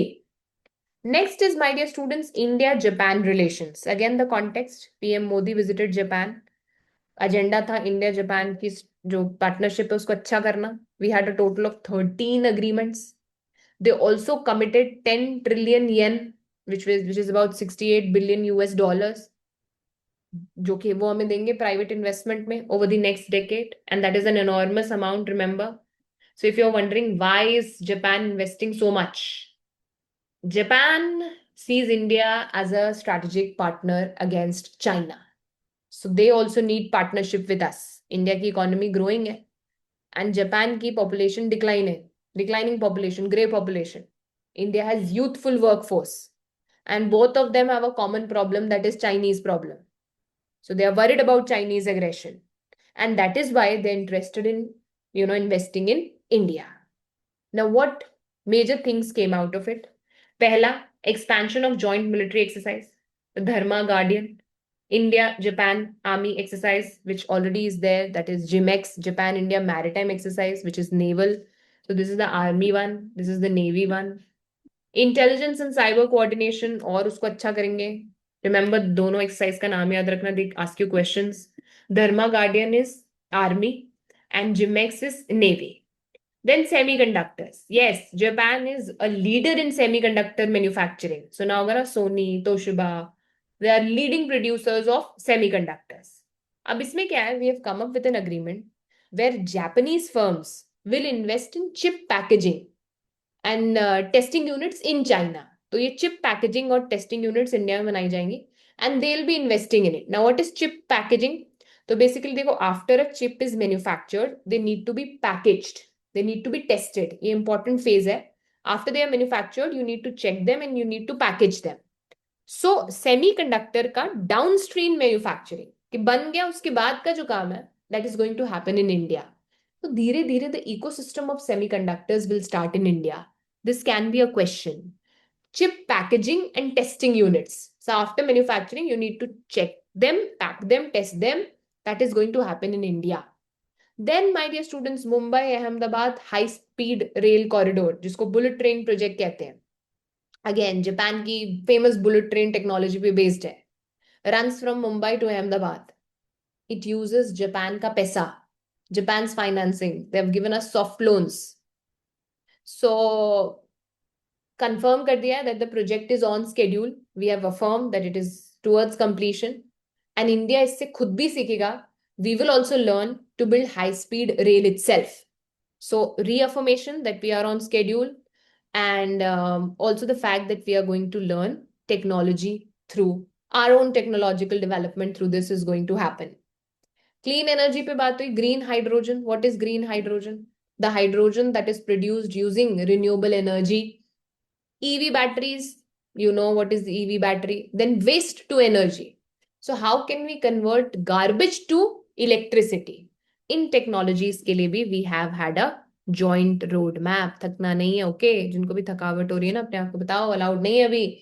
Then connectivity. India, Japan, Africa. So India and Japan working towards these development projects in Africa. Why, you ask me? Because we have to counter China. China का one belt one road को counter करना है.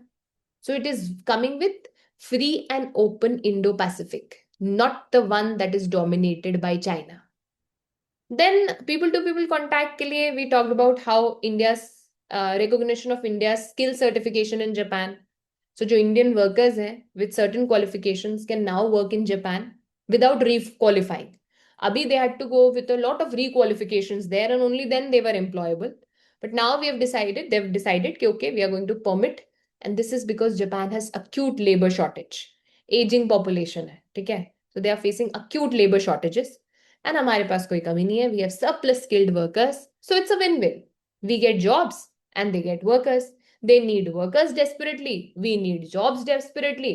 So it's a good coming together of in people of India and Japan. Then, my dear students, India-UK relations. Now, what is the context? There was a CETA, Comprehensive Economic and Trade Agreement, that was signed in July 2025. And it took 3 years to negotiate. Now, what was the target? Bilateral trade को $100 billion से ज़्यादा ले जाना है by 2030. So both UK के PM and Indian PM actually endorsed this vision that we are carrying from 2035. मुझे आपको context बताने की जरूरत तो नहीं है, but let me just tell you again. India was a British colony till 1947. हमारा कोई रिलेशनशिप बहुत अच्छा नहीं रहा है. ये लोग ब्रेक्सिट कर चुके हैं. They have exerted UK in 2020 and UK actually needs good deals. तब से India has become their priority partner. अच्छा, सेटा प्लीज याद रख लेना. What is CETA? इसके तहत we are eliminating tariffs on 99% of the India's exports to UK. This is important. ये जो सेटा है, इसमें 99% of India's export to UK, we are going to eliminate tariff and 100% of trade value. So जो 1% excluded है, those are low value goods. ये मान लो. Now, which are the sectors that are going to be benefited because of it? Marine products.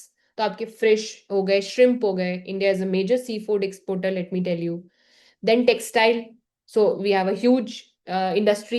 It employs millions of people. Then you have your leather.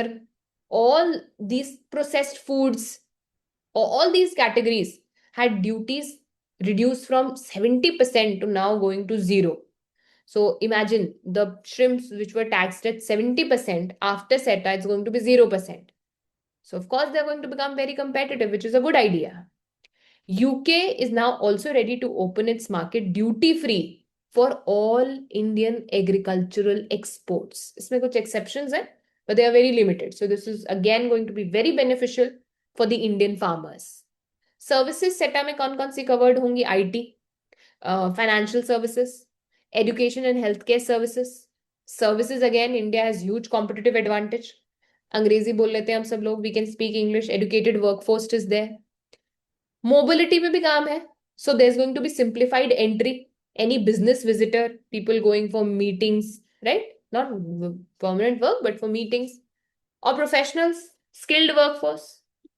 और intra corporate transferees मतलब देखो कभी multinational companies होती है ना, moving between offices. So you were working in India office, you are sent to UK office. So that is intra corporate transfers. Contractual quota, ये important है. So UK ने बोला कि 1800 Indian chefs, yoga instructors and artist annually allow करेंगे. Now you must be thinking why these specific professions only. Indian restaurants industry बहुत बड़ी है UK में. करी करी बहुत बेचते, curry houses, they employ hundreds of thousands of people. Yoga industry भी बहुत इंपॉर्टेंट है because wellness industry is growing. And then artist. So ये हमारा बड़ा डिमांड था that we protect these cultural workers.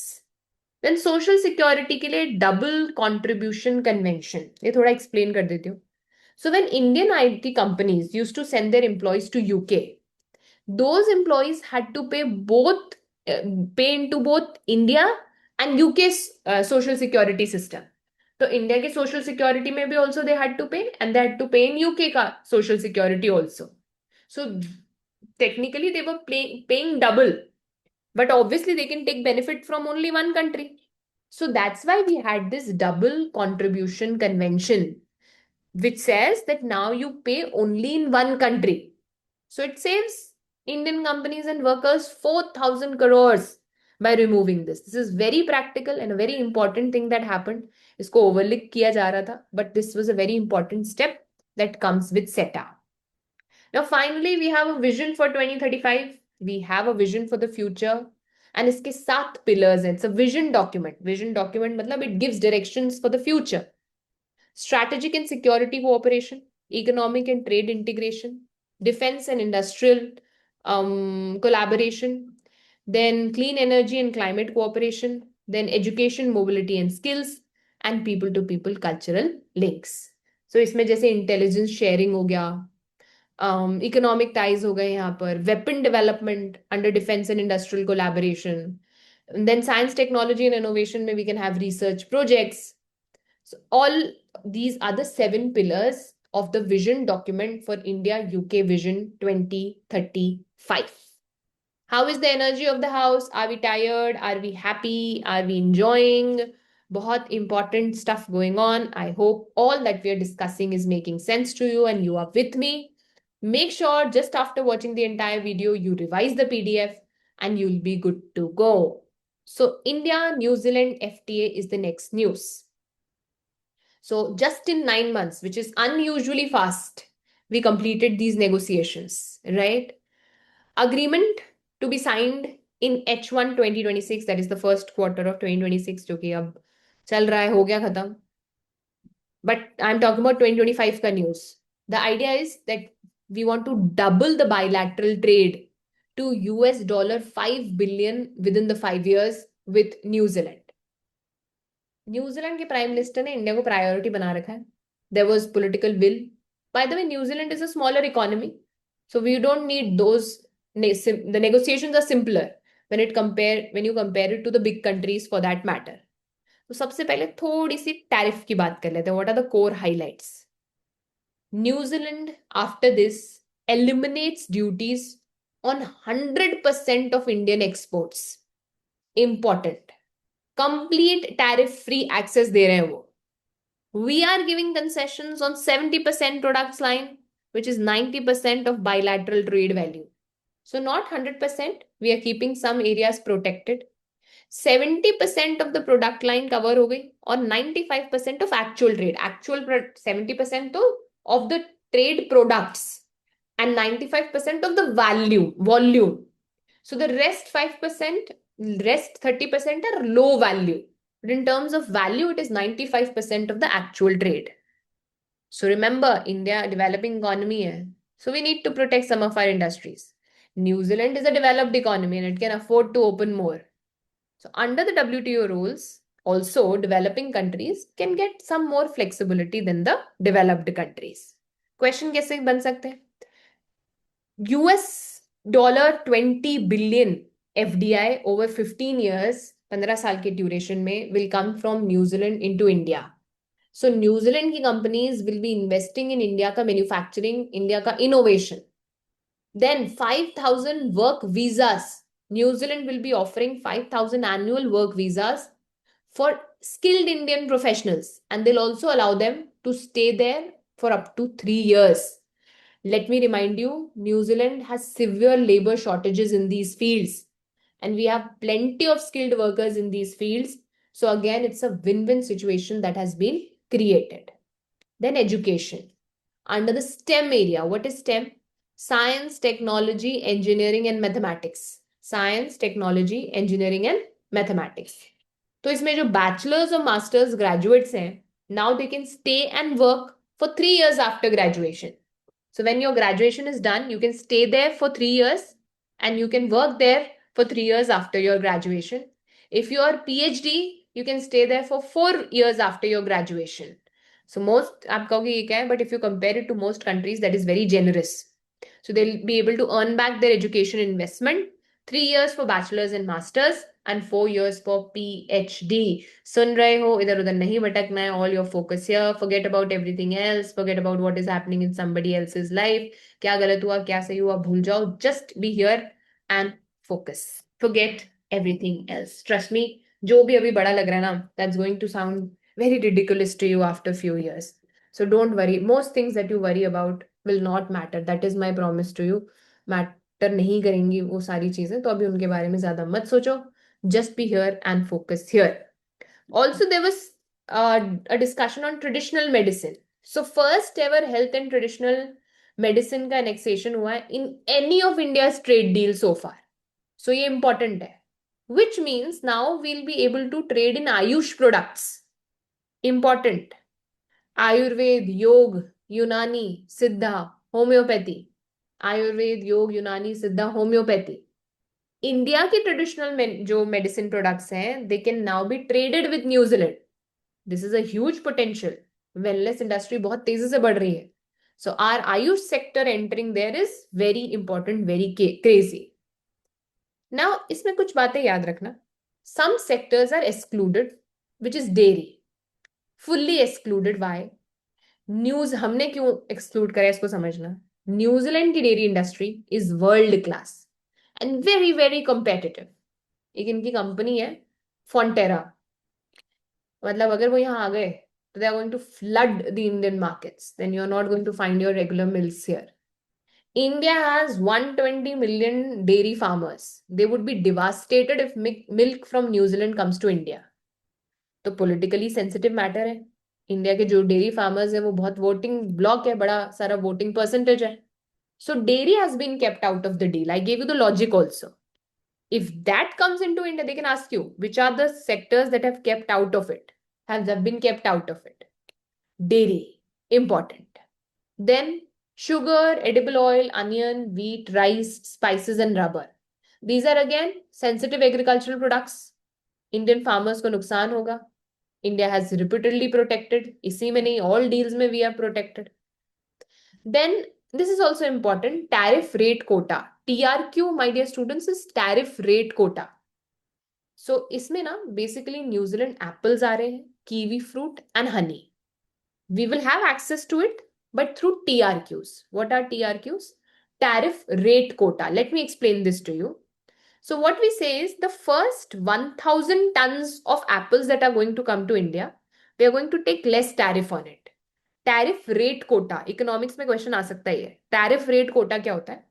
So we are saying that for the first 1,000 tons की जो kiwi आएंगी, 1,000 टन्स ऑफ एप्पल और 1,000 tons of honey, it can enter into India on low tariff.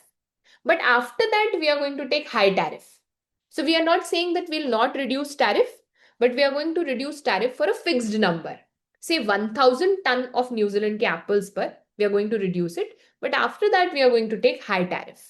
So this gives New Zealand some market access into India, but at the same time, it is not going to flood the Indian market. Next is, my dear students, India-Qatar relations. Now, we have upgraded our partnership and we now call ourselves as strategic partners. कहाँ sign हुआ? बड़ी beautiful building, Hyderabad House in New Delhi. So Prime Minister Modi was there and Amir Sheikh Tamim bin Hamad Al Thani was also there. Hyderabad House is a very famous place for official visits, for state visits in Delhi. And what do you mean by, ma'am, they have upgraded to strategic partnership? So before that, we had normal diplomatic relations. Now we have a formal framework that we are going to have deep cooperation with them. There's going to have regular meeting. There will be joint committees. Cooperation hoga dono countries ke beech mein. So we have upgraded it to strategic partnership. Remember it. क्या क्या हुआ है? Strategic partnership. 1. Second, double taxation agreement. Double taxation avoidance agreement. So क्या होता है? There are some individuals in some countries, companies that have to pay tax in India also and in Qatar also on the same income, on the same product. Solution क्या है? Let's have an agreement so that you have to pay only in one country. इससे क्या होगा? फालतू में लोग tax की चोरी भी नहीं करेंगे. There is going to be less of a tax evasion. So double taxation avoidance agreement. Now what is the aim? Aim is to double the bilateral trade in next 5 years to US $28 billion. Abhi it's about $14 billion and we want to upgrade it to $28 billion. Now this is very important. Qatar ka sovereign wealth fund. So there is a Qatar Investment Authority that is owned by the government there, and that is going to invest, it has already invested 1.5 billion US dollars in India. And they said that we are going to further invest 10 billion US dollars more in infrastructure, renewable energy, emerging technologies. I've already told you what these are. Now, in case you're wondering, what is this sovereign wealth fund? देखो, जब कतार billions कमाता है from your oil, from your gas exports, it can not spend it all immediately. बड़ा पैसा है, कहाँ खर्च करोगे? So they get a lot of money. How they are going to spend it? So what they do is they create a government fund. They create a government fund. They don't know where to use it. इतना पैसा आता, समझ में आता कहाँ use करें. सो दे create a government fund and then they invest this money globally. ये जो गवर्नमेंट फंड का पैसा है, इसको they invest globally. So like fancy government, they have a lot of portfolio. So they invest it around the world. That is called as sovereign wealth fund. आपको पता है Qatar has one of the largest sovereign wealth funds in the world. ठीक है, just few good fact. Also, Qatar is India's largest LNG supplier. Just a quick update. ये भी याद रखना. So we get 40% of our LNG imports. So strategically also Qatar is very important. We run on a trade deficit with them. मतलब हम import ज़्यादा करते हैं और export कम करते हैं. And that is why we want to increase the export also. क्या कहती है जनता? साथ हो क्या? If ever you feel why are you doing all of this, just remember you're doing it for marks. ठीक है? There is no more sense to it. Of course, all of this need not to be remembered for a long time. Concepts you can remember for long. Facts, of course, जब तक exam है तब तक याद कर लो. Then you'll be sorted. Now the next is India-Thailand relations. Context again is PM Modi was on a 2-day visit to Thailand in April 2025. और हमने बोला कि भैया we are going to upgrade the bilateral ties to strategic partnership again. And one of the key outcomes was the coming of, again as I said, strategic partnership बन गए. And there was a discussion on ASEAN centrality. इस पे थोड़ी बात करते हैं. What is ASEAN centrality? सबसे पहले, what is ASEAN? ASEAN is Association of Southeast Asian Nations. This is ASEAN. Now, what is ASEAN centrality? When you believe that ASEAN should be at the center of the architecture in Indo-Pacific. So whatever is happening in Indo-Pacific, ASEAN should be at the center of it and not USA and not China, not India, but ASEAN itself. So in Indo-Pacific, who should be at the center? ASEAN countries should be at the center. That is called as ASEAN centrality. Prelims में एक question आ सकता है इस पे. What do you ऐसे questions आते हैं. What do you understand by ASEAN centrality? ASEAN centrality is that belief that ASEAN should be at the center of this regional architecture in Indo-Pacific, not USA, not China, not even India. India actually supports this principle. So we respect the idea of ASEAN centrality. याद रखना, what is ASEAN centrality can be a question. Then AOIP again can be a question. And IPOI, what are these? Let's see. AOIP is ASEAN Outlook on the Indo-Pacific. ASEAN Outlook on the Indo-Pacific. बहुत simply बोलो तो what is ASEAN's vision for the region? ASEAN कैसे देखता है इस area को? So ASEAN's outlook for the Indo-Pacific is ASEAN's vision for this region. IPOI is Indo-Pacific Ocean Initiative, which is India's vision for this area. तो हम क्या बोल रहे हैं? That we are going to commit to the implementation of these two coming together. So there's a joint statement linking these two frameworks. उनका Asian outlook for the Indo-Pacific and हमारा Indo-Pacific Ocean Initiative. We are going to link the two so that we can work together. Easy? Easy तो नहीं पर करना पड़ेगा. I hope this also makes sense to you. Next is India, Kyrgyzstan, Bilateral Investment Treaty. What is a bilateral investment treaty? We agree that we are going to invest, we are going to protect the investments that the citizens are doing or the companies are doing in Indian companies investing in Kyrgyzstan and Kyrgyzstan companies investing in India. तो हमें जरूरत क्यों पड़ी bilateral investment treaty की? See, we already had an agreement with them which was from year 2000. वो एक पुराने model पे चल रहा था and that was very unfavorable. So there were a lot of cases जो इंडिया के अगेंस्ट आ रहे थे under that treaty. So we terminated it and now we are coming with a new treaty. We actually already created a new model and it was for better protection to both the countries. Now, when we sign this new bilateral investment treaty, that will be based on that new model and not the old model.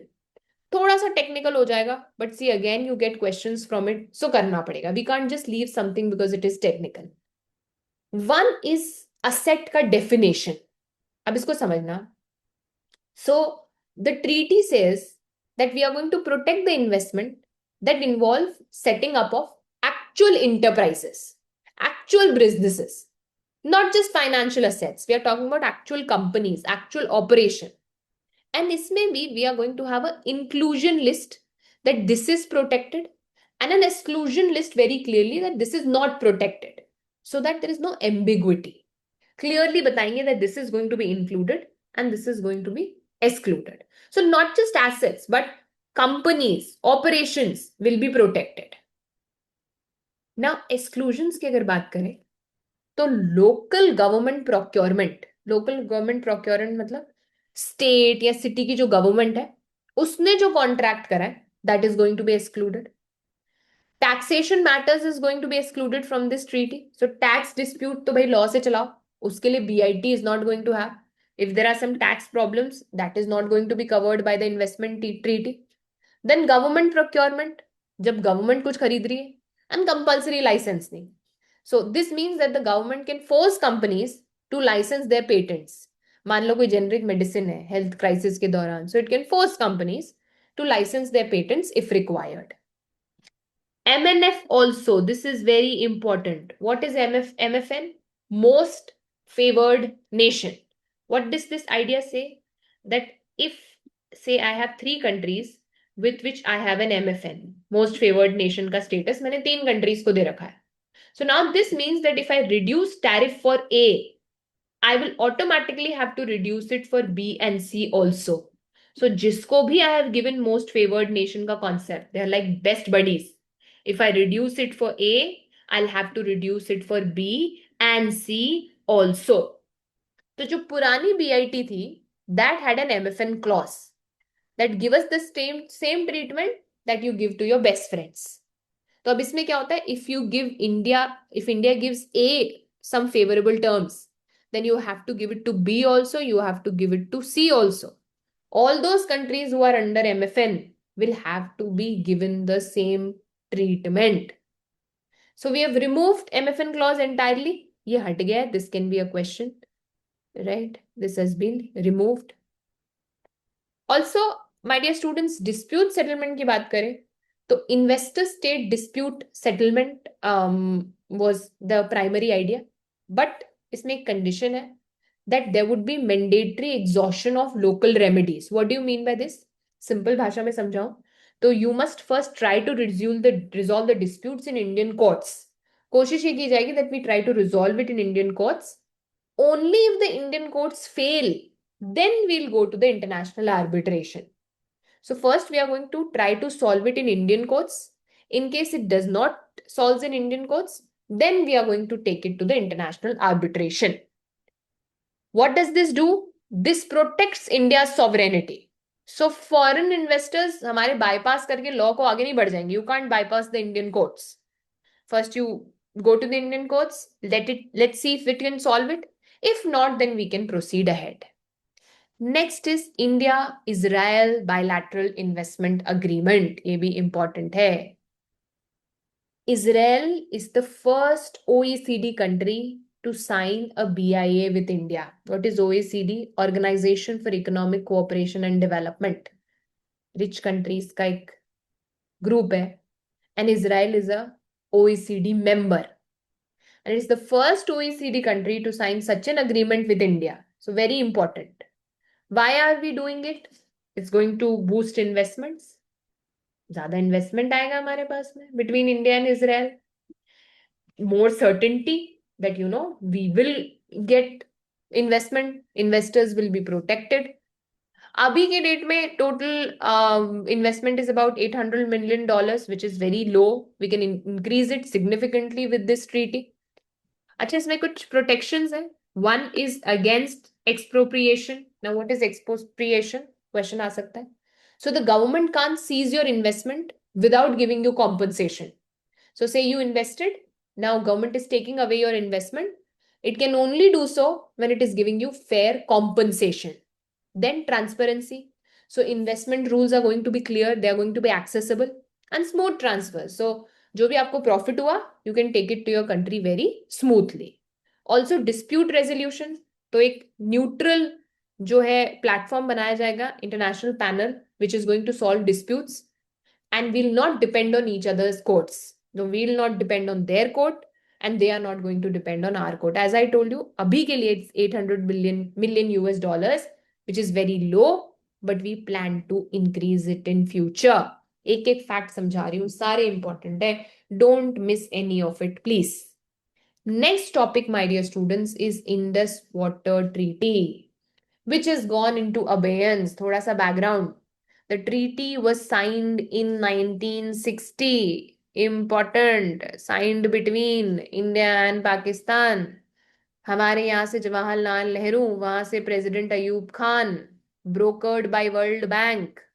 Please, all these facts should be remembered. Jawaharlal Nehru from our side, Ayub Khan from their side. September 1960, World Bank was brokering it. 8 साल तक negotiations चले and finally it was signed. So what was it? See, it was about the division of river Indus. Basics है, but you can get a question from this. So my dear students, Indus river जो system है, उसमें basically there are 6 main rivers. Ravi, Beas, Satluj, Indus, Jhelum और चेनाब. अब river Ravi, Beas और Sutlej, they are the eastern rivers and they are located in India. Indus largely located in Pakistan, Jhelum again in Pakistan and Chenab again in Pakistan. Located. ठीक है. अब इसमें क्या बोला गया? That India is going to have full rights on the eastern rivers, but on the western rivers we are going to have limited usage rights. Western rivers कौन सी? Indus, Jhelum and Chenab. So western rivers के लिए we can use the water, but only run of river hydropower, मतलब जो पानी बहकर आ रहा है We can't make dams. Limited we can use for irrigation and we can use it for domestic use. So basically we can't make dam on the western rivers is what comes out of this. बहुत important treaty है. It was able to survive 1965 war, 1971 war, 1919 का Kargil war. So it is definitely considered one of the most successful water sharing treaties in the world. एक बात याद रखना, Pakistan's agriculture is extremely dependent on these rivers. अब खबर क्या है? खबर ये है that the treaty is in abeyance. Abeyance means suspension or it means a temporary pause. So सबसे पहले what you need to remember is it's not termination. The treaty still exists. So if they give you a statement that the treaty is terminated, it is not terminated. Please remember, it legally still exists. But we are saying we are not obligated to follow it temporarily. हमने ऐसा क्यों किया? Because there was a terrorist attack in Pahalgam, April 2025. These terrorists killed the tourists in Kashmir. And India said that we are now going to use this treaty to build pressure. So abeyance का मतलब क्या है? We said we are not going to give you data. We are not going to engage with the permanent Indus Commission. जिसको हमें एक मान लो एक commission थी where there were representatives from India and Pakistan. And we retain the rights. If we want, we can have hydropower generation. So basically, temporarily, we have put a pause on it. Let me tell you, Pakistan gets 80% of the Indus water allocation. And Pakistan ka agriculture is literally dependent on it, which is like 20% of their GDP. Water is Pakistan ka economic lifeline. This was a pressure building tool. Remember the word abeyance. Temporary pause. Remember 1960, World Bank, Eastern Rivers, Western Rivers, Permanent Indus Commission, all the facts I've given you. Remember all of them. Next is Operation Sindoor. Very good. क्या है Operation Sindoor? What was the trigger? There were Pahalgam terrorist attack, April 2025, Kashmir में. It killed tourists. And the Pakistan terrorist groups were responsible for it. So response में India conducted Operation Sindoor on 7th of May 2025. So कोई prolonged war नहीं थी. It was a very short air operation. We said we are targeting the terror camps, whatever the other launch pads in Pakistan and POK, Pakistan Occupied Kashmir. So we targeted the terrorist infrastructure, not the Pakistan military, yaad rakhna. The terrorist infrastructure and not the Pakistan military. So emotional naam rakha gaya tha Sindoor because connected it to the Hindu women who apply it, and the Pahalgam attack killed husbands, leaving wives as widows. So in that memory, it was called as Operation Sindoor. Remember, on the terrorist launch pads and terrorist camps, not on Pakistan military or civilians. Next is India-Pakistan continental shelf claim. ये news important है समझना. सबसे पहले geography का term. What is a continental shelf? If you don't know, first you try to remember this. So एक है ना imaginary मान लो कि you are standing at the beach and you are walking into the ocean.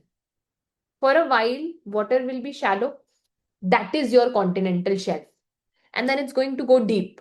So imagine you're walking on a beach and you are going into the water, going into the ocean. For a while, the water is going to be shallow. When it is shallow, that is what your continental shelf is. So the continental shelf is that gentle slope before you go underwater. Underwater extension of the continent से पहले का जो area है, that is called as continental shelf. It can be hundreds of kilometers wide.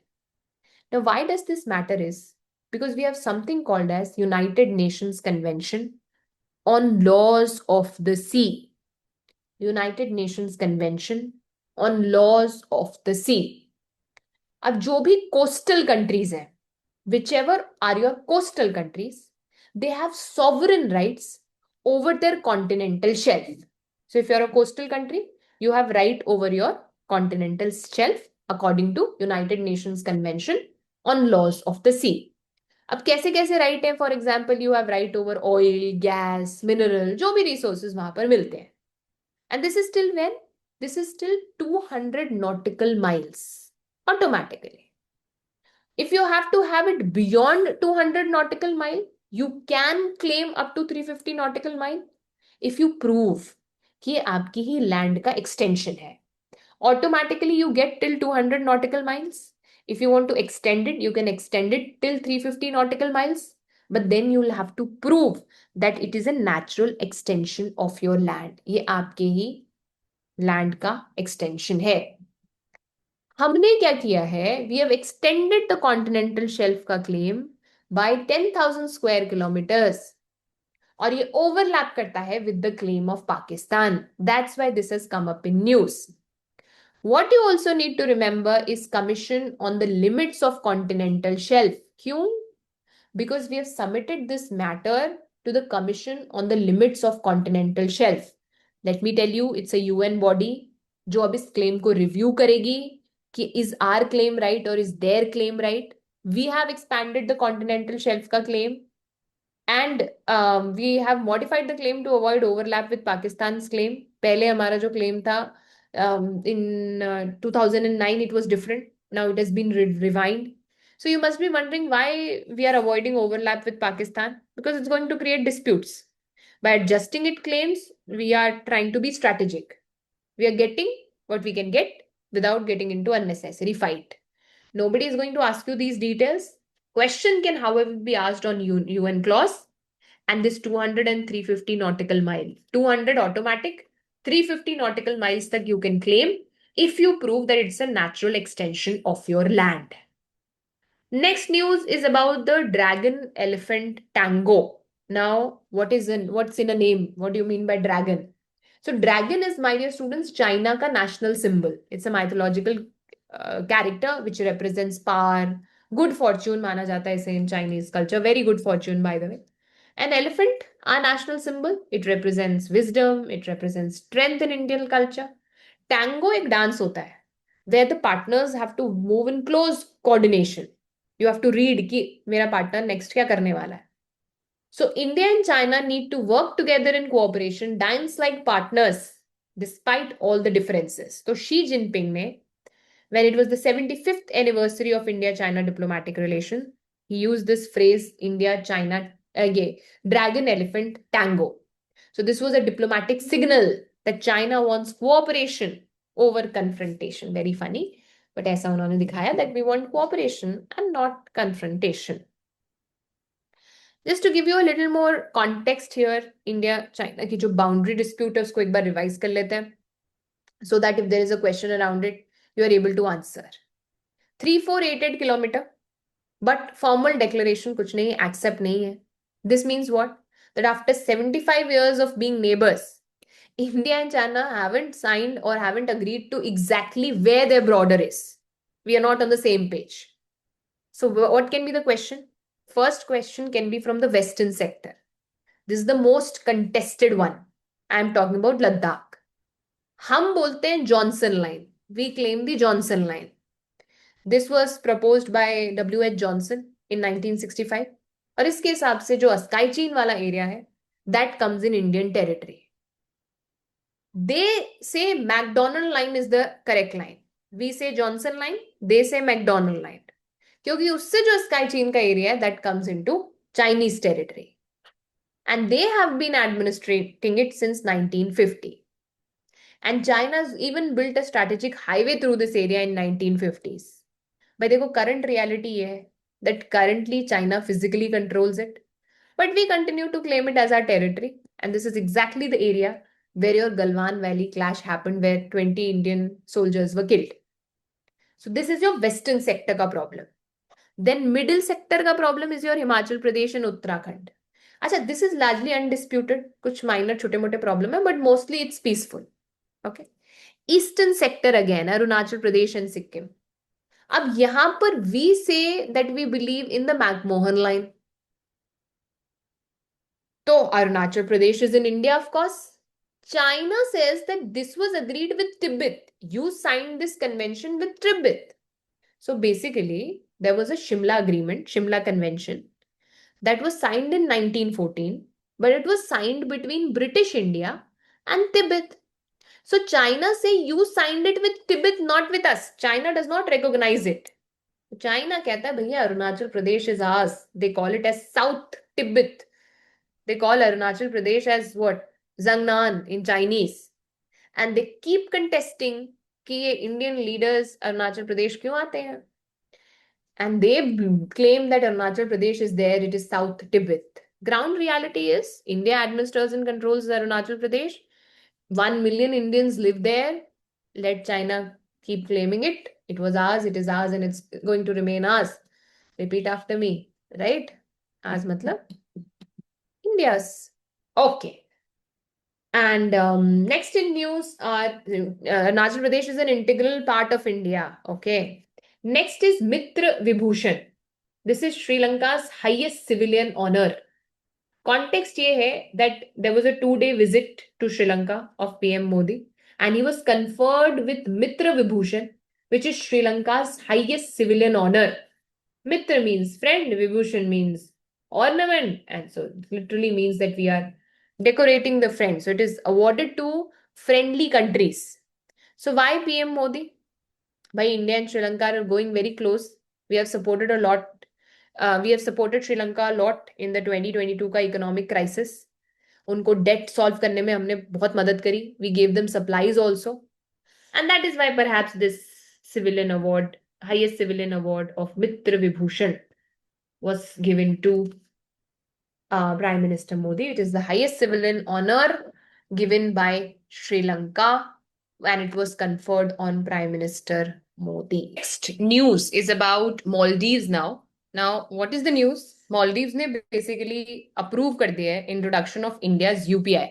So October 2024 का news है and the idea is that it will be connected to their payment system. तो आपको क्या याद रखना है? उनका payment system Favara that will be connected and all this is going to materialize by July 2026. So India's UPI is going to get integrated with Maldives का Favara. So थोड़ी सी और details देख लेते हैं. First, a bit of a basic.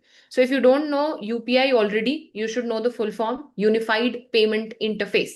हम साथ साथ कुछ revisions भी करते जा रहे हैं. So just check whether you know this or not. UPI stands for Unified Payment Interface. तो क्या है ये एक real time digital payment system है. We call it as a real time digital payment system जिसमें आप बैंक टू बैंक ट्रांसफर कर सकते हैं and all you need is just your mobile phone. Now ये किसने डेवलप किया है? This also you should know NPCI, that is national payment corporation of India. National payments corporation of India NPCI has developed UPI. ये भी आपको पता होना चाहिए. Now they also ask you questions around रुपए. तो अगर आपको रुपए नहीं पता है तो जस्ट अ रिमाइंडर, रुपए जो है that is India's card network. Okay, so that is India's own payment network, just like you have Visa or you have MasterCard, but RuPay is made in India. That also is developed by NPCI. So just a revision that RuPay is developed by India, it is made in India and it is developed by NPCI. Now they can ask you a question about UPI kahan par abhi. So it is now live in 8+ countries: UAE, Singapore, Bhutan, Nepal, Sri Lanka, France, Mauritius, Qatar, and now we are going to have Maldives. वहां पर integration किसके साथ हो रहा है? Please remember Favara. अब अच्छा, what is Favara? It is their digital payment system. So we are integrated Favara with India's UPI and it will be integrated with UPI. Theirs is called Favara, ours is called UPI. So now this effectively means कि अगर आप एक Indian tourist हैं in Maldives, you can pay using your UPI apps. And similarly जो Maldivian merchants हैं, they can easily accept the Indian payment directly. You won't need any more transaction to be done there. So please remember Favara, UPI integration, Maldives, and you will be good to go. The next news is about India and Afghanistan. Now, why this was in news? Because Afghanistan's acting foreign minister visited India. Now, why am I using the word acting here? Because you know that in August 2021, Taliban took over Afghanistan. Now, Taliban government is not recognized internationally. Most of the countries don't recognize them. So that is why we use the word acting foreign minister, because they're not formally recognized as of now. Now, bit of a geography of Afghanistan. You get a lot of questions around geography of Afghanistan. So a quick revision. You must know and you must remember that it's a landlocked country, right? South Central Asia mein aati and it's a landlocked country. Capital is Kabul. Borders with Pakistan, India, Iran, Turkmenistan, Uzbekistan, Tajikistan, and China. So what do you mean by landlocked, by the way? Landlocked means that there is no access to open ocean, right? You can't go to an open ocean directly. That's when you call a country as being a landlocked country. Now, you can also get a question on Wakhan corridor. So you should know a bit about this corridor. Basically, it's a very narrow strip of land in the northeastern Afghanistan, and it connects Afghanistan to China. Okay, and also it separates Tajikistan from Pakistan. It's about 50 to 60 kilometers wide. And why it is significant is because it creates a thin border between Afghanistan and China. So historically ना इसको buffer zone की तरह use किया जाता था because this was a place where Britain and Russia were at war. So this was an area which was used as a buffer zone. Today it acts as a connectivity link between China and Afghanistan. हमारे लिए बहुत relevant है from the strategic point of view. Please remember, Afghanistan connects to China from this corridor. India and Afghanistan के बारे में कुछ बात करें तो please remember Chabahar port is very important to be discussed here. South east Iran on the gulf of Oman, right? And we have been developing this, we have been operating it, and we have signed a 10-year agreement to operate Chabahar in 2024. Some more, why am I teaching you about Chabahar in India-Afghanistan relations? You can ask that as well. Now, if I have to normally see the route from India to Afghanistan, then I'll have to pass through Pakistan. Now, obviously, Pakistan is not going to allow Indian goods to go to Afghanistan. Of course, they're not very kind. Now, Chabahar route allows India to ship to Iran's Chabahar, and then we can go to Afghanistan. So basically, it's a method through which we can bypass Pakistan, is what you need to remember. So we can completely bypass Pakistan if we use the Chabahar port. Then you must also, for your understanding, know about TAPI pipeline. What is the full form of TAPI? Turkmenistan, Afghanistan, Pakistan, and India. TAPI stands for Turkmenistan, Afghanistan, Pakistan, and India. What it is a proposed natural gas pipeline, right? Idea ye hai that we will bring natural gas from Turkmenistan. Please remember, Turkmenistan has one of the largest gas reserves in the world. Then it will come to Afghanistan and Pakistan to India. Now it is mostly stalled because security concerns हैं. पहले तो Afghanistan से आ रहा है, then it is from Pakistan. India-Pakistan relations are already not very good. So of course it is kind of permanently stalled only. कभी ये complete होगा तो it's definitely going to be a game changer for regional connectivity perspectives or energy security perspective. Now you can get a question on Taliban का recognition. कि India की position क्या है. So you must know that we have not formally recognise the Taliban government. हम formally Taliban government को recognise नहीं करते, but we also can not ignore Afghanistan completely. Please remember, it's geographically very close to us, strategically भी बहुत important है. So हालांकि we have not formally recognise them, but we also can't ignore them, right? It's not possible. Geographically, strategically, it's a very important country. So what we have done is that we have upgraded our presence. We used to call ourselves as a technical mission to now we call it as an embassy in Kabul. So what is the difference between the two? See, technical mission means something very small, very low level, right? When the focus is only humanitarian work. हम सिर्फ technical काम करेंगे. Embassy is full diplomatic presence. There is an ambassador also. Now, why this is important is क्योंकि हमें भी अपने interest protect करने हैं. We have investments in Afghanistan. We have built schools there, hospitals there, dams there, roads there. So our billions are at risk and we can't take it for granted. So we have to maintain an embassy presence there so that we know what is happening, and we can also engage with Taliban without actually formally recognizing them.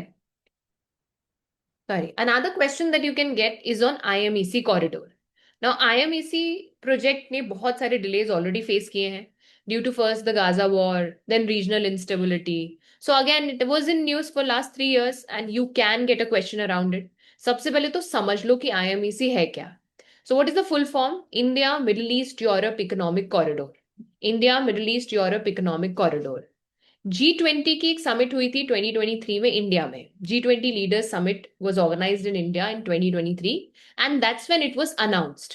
So what it is a multimodal connectivity corridor. Now understand, what is the meaning of multimodal? Multimodal means when you're using multiple types of transport. जब आप अलग अलग type के transports use करते हैं, we call it as multi modal. For example, ships are use for sea route, railways are used for rail routes, roads are used for road routes, and for example, ports when you are wanting to connect the sea to land. So using multiple routes, that's why it is called as multimodal. Now, please know that there are two parts to IMEC. One is your east corridor and one is your north corridor. East corridor will be connecting India to the Gulf.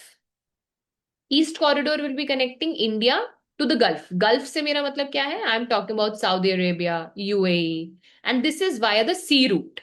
This is via the sea route. Now there is also a north of it. North मतलब from Gulf to Europe. This is where you are using railways. This is where you are using maritime links. So this is the north part of it.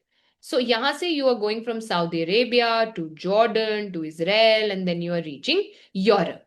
So if I tell you the complete route, one is the east corridor and one is the north corridor. So we are moving from India, Mumbai से शुरू होके we are going to Arabian Sea, then we are going to Dubai, then we are going to Saudi Arabia, उसके बाद we are going to Jordan, then we are going to Israel, Mediterranean Sea, and finally we are going to Greece. So now you know that who all are participants. Please याद रखना, India, USA, Saudi Arabia, UAE, European Union, France, Germany, and Italy. Now, if you notice, why is this important? Because it is like the coming together of the Western powers on one hand. Gulf bhi hai aur India bhi hai. So you have Western powers, you have the Gulf, and then you have India. So it's like a good counter to China's Belt and Road Initiative. BRI का एक अच्छा counter है IMEC, but let's see when does it see the light of the day. It's about India-Oman ka SEPA. Now, what is SEPA? India and Oman have signed a Comprehensive Economic Partnership Agreement, SEPA. SEPA stands for Comprehensive Economic Partnership Agreement, and it was signed on 18th of December 2025. अब SEPA देखो cover क्या क्या कर रहा है. So SEPA is covering goods, services, investments and professional mobility. तो goods में तो आप समझ ही गए कि टैरिफ कम हो जाएगा. सर्विसेज में your IT, your health care, your education. Investment मतलब जो भी इन्वेस्टमेंट्स की जा रही है उनको प्रोटेक्ट और प्रमोट करेंगे. एंड प्रोफेशनल मोबिलिटी मतलब movement of skilled workers. So skilled workers can move from one country to another. Now significance here that it is the first bilateral trade agreement since 2006, right? This is Oman's first BTA since we signed an FTA with them, with the US in 2006. So they have an FTA with US in 2007. उसके बाद पहली bilateral trade agreement है जो ये लोग कर रहे हैं. So it's nearly 20 years without a new trade deal. तो दिखा रहा है कि Oman is very serious about opening its economy. Now, just to give you some more perspective, अभी जो bilateral trade है, that is above $10 billion, 7 lakh Indians जो हैं वो ओमान में रहते हैं, about 6,000 Indian companies actually operate in Oman. So from your mains point of view, Oman important है, बिल्कुल entrance पे of the Persian Gulf and Strait of Hormuz. ये देखो ये ओमान है. So it's absolutely very very important from your Strait of Hormuz perspective, जो बहुत ज्यादा अभी न्यूज में भी था. बहुत अच्छा यहाँ पर डायस्पोरा है हमारा, इंडियन कंपनीज यहाँ पर हैं. And compare to other gulf partners, of course Oman is more stable and more moderate gulf partner. So उस हिसाब से भी ये इंपॉर्टेंट है. Now, since Strait of Hormuz was in news, you can get a question around Oman's geography also. तो थोड़ा सा देख लेना that it is located at the south eastern tip of Arabian Peninsula. Southeastern tip पे है, and you have Saudi Arabia, and you have UAE, and you have Yemen here. Coastline की बात करो तो you can see there is Arabian Sea here, there is Gulf of Oman, and you also have Persian Gulf here, and this is your Strait of Hormuz. Capital क्या है Oman की? Oman की capital है Muscat. All right. Next is India GCC free trade agreement negotiations. Now, why was in news? India and the GCC have signed terms of reference. अब ये point देखना, we often miss this. It is called as terms of reference. And it was signed on 5th of February 2026 to formally launch the FTA negotiations. तो सबसे पहले what is GCC? GCC stands for Gulf Cooperation Council. Political और economic organization है, ये याद रखना, and it was established in 1981. Headquarter is in Riyadh, Saudi Arabia. Okay, and there are 6 Gulf states: Saudi Arabia, UAE, Qatar, Kuwait, Oman, and Bahrain. And these are the 6 member countries. And who is not a member, you can get a question. Iran and Iraq दे देंगे and they'll ask you whether they are the members. But remember, they are not the members. Why? क्योंकि GCC जो है वो जो सुन्नी अरब monarchies है उनके बीच में बना था. Iran is Shia and it is actually seen as a threat by the Gulf states. And Iraq को political tensions की वजह से नहीं रखा गया था. So Iran and Iraq are not the members of GCC. They may ask you in a trap wala question. So please take note. Largest trading bloc है. GCC is about 15.4% of India's global trade. Numbers बहुत बड़े हैं. $178.56 billion. Exports की बात करें तो India exports engineering goods, rice, textile, gems and jewelry. And India import जो है वो करता है crude oil, LNG, petroleum and precious metals. तो GCC का जो FDI फॉरेन डायरेक्ट इन्वेस्टमेंट है that is somewhere over 31 billion US dollars. And अच्छा खासा डायस्पोरा है. 10 मिलियन इंडियंस वहां रहते हैं and they work in GCC. In fact, it is one of the major sources of remittance to our country, the money that flows from outside to our country. Now, मैंने आपसे एक बात कही थी कि terms of reference पे थोड़ा ध्यान देना. It can be an economics question if not in IR. What is terms of reference? तो बेसिकली एक डॉक्यूमेंट होता है जिसमें हम ये बताते हैं कि what is going to be the scope of negotiation. मतलब what will be the topics that we are going to cover, what is going to be the structure of that negotiation, timeline क्या follow की जाएगी, the objectives क्या होंगे. तो ऐसा मान लो it's like a rule book before we actually sign the FTA. So FTA sign करने से पहले जो हम रूल बुक बनाते हैं that is called as terms of reference. तो हम ना इनके साथ FTA साइन करने की बहुत समय से कोशिश कर रहे हैं. अबाउट 22 years से वी आर ट्राइंग. 2004 से we are trying and we have failed multiple times. So finally we have signed a TOR which shows कि एक इच्छा है to sign a FTA with GCC. Remember, it's not an FTA, it's a term of reference. Term of reference is where you lay down the structure. Scope क्या रहेगा, timeline क्या रहेगा. All of that is in the terms of reference. Now next is India Arab Foreign Ministers meeting. तो India ने जो है ना second India Arab foreign ministers की मीटिंग होस्ट करी थी जनवरी 2026 में. Hosted in India as I said and it was co-chaired by our external affairs minister S Jaishankar. And Arab League के सेक्रेटरी जनरल हैं अहमद अबोल गेहित जिन्होंने इसको को चेयर किया था. So we from there was the secretary general and we had our S Jaishankar the external affairs minister. अभी देखो थोड़ा बेसिक की बात करूं तो ये अरब लीग क्या है. What is Arab League? So Arab League is an organization of 22 Arab countries. इसमें 22 Arab countries हैं. And it was formed in 1945.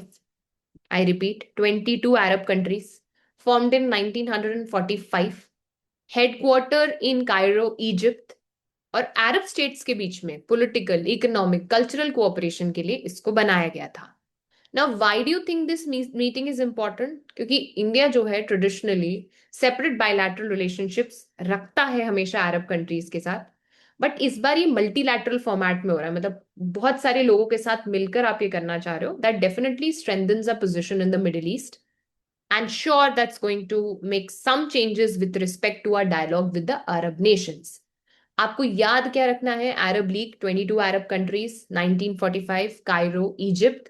और अभी जो मीटिंग हुई थी that was between Arab League and India. Second India Arab foreign ministers meeting S Jaishankar and Ahmed Aboul Gheit from the two sides.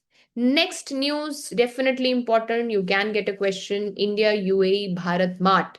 So construction होने वाला है एक भारत मार्ट का which is going to be a massive hub for India's exporters. और ये जो है बहुत ज्यादा सिग्निफिकेंट होगा for India's exporters. Right. So थोड़ा सा इसका बैकग्राउंड मैं आपको बता देती हूँ. By the way it will be located in Jebel Ali free zone जाफजा Dubai. Right. And to just give you the quantum, it would be about 2.7 million square feet. Just imagine, enormous, बहुत ज्यादा होने वाला है. अब ये है क्या. तो basically what we'll be doing is एक लॉजिस्टिक और ट्रेड फैसिलिटेशन हब बनाया जाएगा. तो जो भी एक्सपोर्टर्स हैं हमारे देश के, MSMEs हैं, micro small and medium enterprises हैं, इसी जगह पर there is going to be warehouse, there is going to be showroom. So you can store your goods here. You can also display your products to your buyer. Documentation में भी help करेंगे, shipping and distribution services भी आपको मिल जाएंगे. So if you can just visualise with me, ऐसा समझ लो it's going to be a massive mall जिसमें वेयर हाउस भी है, मॉल भी है इन दुबई, जहां पर इंडियन प्रोडक्ट्स मिलेंगे. So Bharat mart it's going to be for Indian products. So Indian companies will be able to store their goods there, buyers will be able to buy there, and all of the periphery things will be taken care of by the Bharat Mart only. See, Indian businesses are MSMEs. Most of them are micro, small and medium enterprise. तो वो खुद के offices नहीं बना सकते Dubai में. This way Bharat mart is going to give them affordable access, specially in the strategic locations. So please याद रखना, जबल अली फ्री जोन, इस पर आपसे क्वेश्चन पूछ सकते हैं. It is one of the largest logistic and trade hubs in Dubai. So you need to remember this zone का नाम, Jafza, one of the largest free trade zones. 9,000 companies from over 100 plus countries operate here. So you understand what is the importance of this area. Bharat Mart, please remember Bharat Mart. Next is India-Philippines Strategic Partnership. Now, what it is about, so India and Philippines have actually upgraded their partnership to strategic partnership 5th of August 2025, right? And we also have signed a plan of action. तो इसमें हम basically क्या करने वाले हैं उसको थोड़ा सा देख लेते हैं और क्या क्वेश्चन आपके बन सकते हैं. So there's going to be cooperation across defense, maritime security, trade, technology, and people-to-people ties.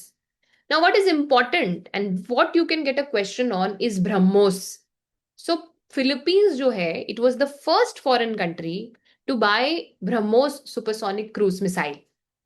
ये हमें याद रखना है. This deal was signed in January 2022 and this was a big news. BrahMos को पहली बार खरीदने वाली country was Philippines.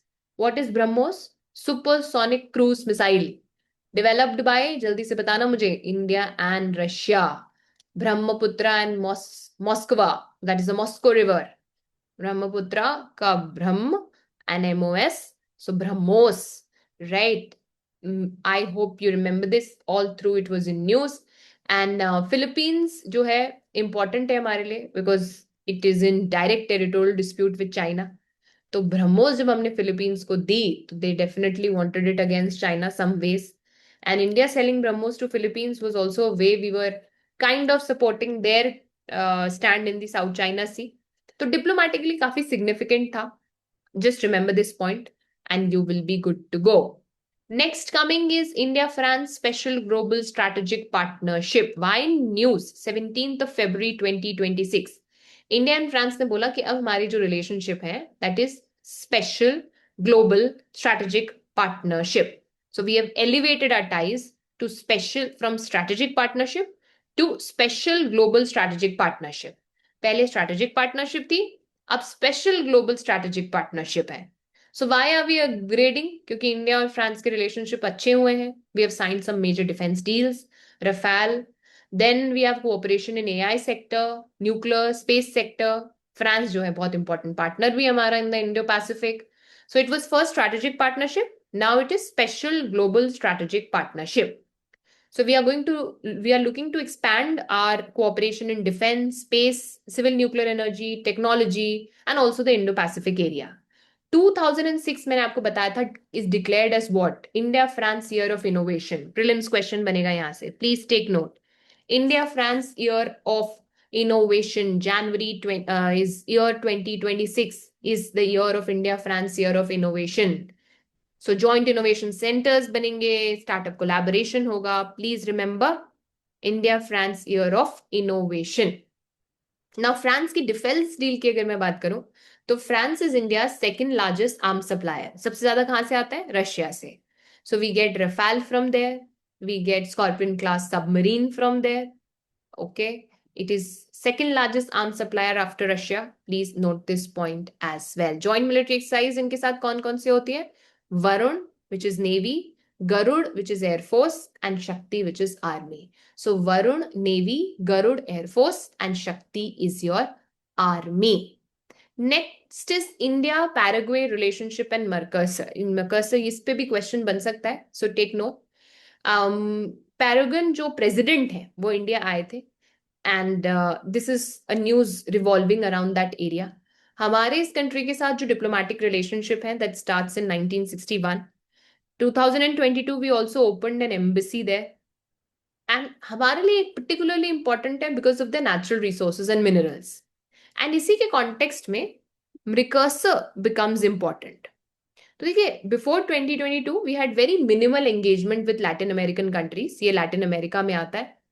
अब जैसे जैसे हम हमारा एम्बिशन बना रहे हैं we are moving across the world, so of course we are interested in new countries and this a very resource rich country, so we are definitely interested in this area. तो Mercosur, just to simplify it for you my dear students, ये southern common market है. ये 1991 में बना था. इसके around you can get a question. So please take notes what it is. Common market matlab, in this area, there can be free movement of goods, services, capital, and people. So like you have European Union in the Europe, in South America, you have recursor. You can equate the two. So it is more integrated than an FTA. There is movement of goods, services, capitals, and people. This common market of Southern America is what we call as recursor. Now, India and Precursor have signed a PTA. This becomes your news. We have signed a PTA. What is a PTA? Preferential Trade Agreement. छोटा भाई है FTA का. PTA, Preferential Trade Agreement. इसमें आप क्या करते हो? You reduce tariff on some goods. You decide some goods and we reduce tariff on those, not all. So what it is called? It is called as Preferential Trade Agreement. And it was signed between India and Precursor, not an FTA. But a PTA. What is a PTA? Preferential Trade Agreement. Please know. Now, Paraguay, of course, is a landlocked country, जैसा कि मैंने आपको बोला, and borders Argentina, Bolivia, and Brazil. So this is actually one of the few countries that still maintains diplomatic relations with Taiwan and not China. So again, a question that you may get. Precursor, please remember, common market of Southern America, Argentina, Brazil, Paraguay, Uruguay, Bolivia. Okay. Yes, you can get a question on precursor. Just wanted to highlight it. Next is multilateral organizations. एक एक करके लेंगे and we are going to understand them very nicely. Starting with the 6th BIMSTEC Summit. So news ये थी कि that PM Modi participated in the 6th BIMSTEC Summit, which was held on 4th of April 2025. कहाँ हुई थी? Bangkok, Thailand में. What is BIMSTEC? What is the full form? Bay of Bengal Initiative for Multi-Sectoral, Technical and Economic Cooperation. Bay of Bengal Initiative for Multi-Sectoral, Technical and Economic Cooperation. ऐसा समझ लो, all of these countries that surround the Bay of Bengal, they decided to cooperate because a common water body है इनके आसपास, that is Bay of Bengal. It was established in 1997. BIMSTEC was established in 1997. Bay of Bengal Initiative for Multi-Sectoral, Technical and Economic Cooperation. Established in the year 1997. Headquarter कहाँ पर है इनका? Quick revision, Dhaka, Bangladesh में. You people are going to tell me which countries are there in BIMSTEC. Which 7 countries are a part of BIMSTEC? You're going to tell me in the chat box, in the comment section, and I'll wait for you. And how are the countries in SAARC different from the countries in BIMSTEC? Okay. So anyway, the news was that this is the 6th BIMSTEC Leaders Summit. और इससे जो निकल कर आया, one was this BIMSTEC Leaders Summit Declaration. This is the formal outcome document of the summit. And there was also a talk on BIMSTEC Bangkok Vision 2030. So this is like a blueprint जो हम करना चाहते हैं for the regional development of this area until 2030. And इसके 3 important components हमने रखे. One was economic integration, कि trade करना आसान हो जाए. Connectivity, so roads, railways, shipping. And human security, that is food security, health, disaster management. And then BIMSTEC maritime transport agreement will also be something that you should know. इसमें हम national treatment देंगे for vessels, crew and cargo. National treatment मतलब जैसे आप अपने domestic ships को treat करते हैं, वैसे BIMSTEC में जितने भी members हैं, उनकी foreign ships को भी वैसे ही treat करोगे. So just like you treat your domestic ships, you're going to treat your foreign ships also. And there's going to be no discrimination amongst the BIMSTEC memberships. Just like you treat your national ships, you're going to treat these ships also. Also, there would be mutual criteria for recognition. Now, what do you mean by mutual criteria for recognition or mutual recognition of certificates? So, जो भी seafarers हैं, उनकी जो qualification है, उसको हम सारे BIMSTEC countries में recognize करेंगे.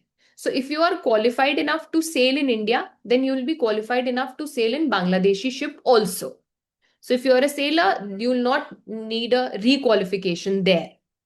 Also, there's going to be joint shipping coordination committee ताकि coordinate किया जा सके with respect to maritime transport. And yes, dispute settlement mechanism is also going to be there. You can also get a question on eminent persons group report. इसमें क्या है? It's going to be a group of senior experts from all BIMSTEC countries. They are going to submit recommendation for what should be the direction of BIMSTEC from here. You can think of it like a think tank. Eminent persons हैं तो मिलके क्या करेंगे सोचेंगे. So it's like a think tank. India's initiative at the summit, हमने क्या क्या किया? Business sector में we had BIMSTEC Chamber of Commerce, which is a regional business body, which is going to help businesses जो भी BIMSTEC countries के हैं so that they can connect and trade. Then there's going to be annual BIMSTEC Business Summit, yearly meeting होगी of all the businessmen from these 7 countries. They can have deals, they can have partnerships. And then DPI pilot study. DPI होता है digital public infrastructure. तो digital public infrastructure example है India में UPI, Aadhaar, DigiLocker. We are proposing that we should study how BIMSTEC countries can also have a similar digital public infrastructure like India. So इसके लिए we are proposing कि all the BIMSTEC payment system can be connected to India's UPI. So cross border जो trade है वो कितना आसान हो जाएगा, cheap हो जाएगा, and we don't need to rely on the Western powers for their payment system. Because this area is also disaster prone, so we have BIMSTEC Center for Disaster Management. ये बनेगा इंडिया में, important, will be located in India. BIMSTEC Center of Excellence for Disaster Management, India. Bay of Bengal में बहुत disasters होते हैं, cyclones, floods, earthquake, tsunami. So what this centre is going to do? It's going to train people, it's going to coordinate disaster response के लिए, early warning systems develop करेंगे. Also fourth joint exercises of BIMSTEC disaster management authorities. So regular joint disaster simulation exercises होंगी. सारी countries के जो लोग हैं they are going to practice कि कैसे डिजास्टर को रिस्पॉन्ड किया जाए. And interoperability. Interoperability, say what I mean is that all the disaster teams should know how to work together. Also, it was the first meeting of Home Ministers mechanism in India. So all BIMSTEC जो Home Ministers हैं, they met in India. They talked about terrorism, human trafficking, right? And why Home Affairs Ministers? Because वही deal करते हैं internal security से. Very important space, ground stations for manpower training. तो India जो है ground station facilities for training share करेगा BIMSTEC के space professionals के साथ, सो that they can also learn. Nano satellite manufacturing and launch, बहुत सारा फैक्ट्स है पर करना पड़ेगा. So India will be helping the BIMSTEC countries so that वो भी अपनी नैनो सैटेलाइट्स बिल्ड कर सके और लॉन्च कर सके. Now what are nano satellites? These are very small satellites, these are very cheap satellites, and they are very helpful for weather monitoring, disaster surveillance. तो Bhutan, Nepal, Maldives जैसी countries can't build a big satellite, but nano satellites are affordable, so they can do that. Also, remote sensing and data sharing. Now, what is this remote sensing and data sharing? So, India का जो space program है that generates enormous remote sensing data. Remote sensing का मतलब क्या होता है? When you observe Earth from the satellite. Remote sensing. So, when you observe the Earth from the satellite, it is called as remote sensing. ये data बहुत important है for agricultural monitoring, for flood predictions, for forest cover, for urban planning. और India बोल रहा है कि we are going to share this data with the BIMSTEC nations. Capacity building की बात करूं तो Bodhi. Now this is very very important, you can get a question on this.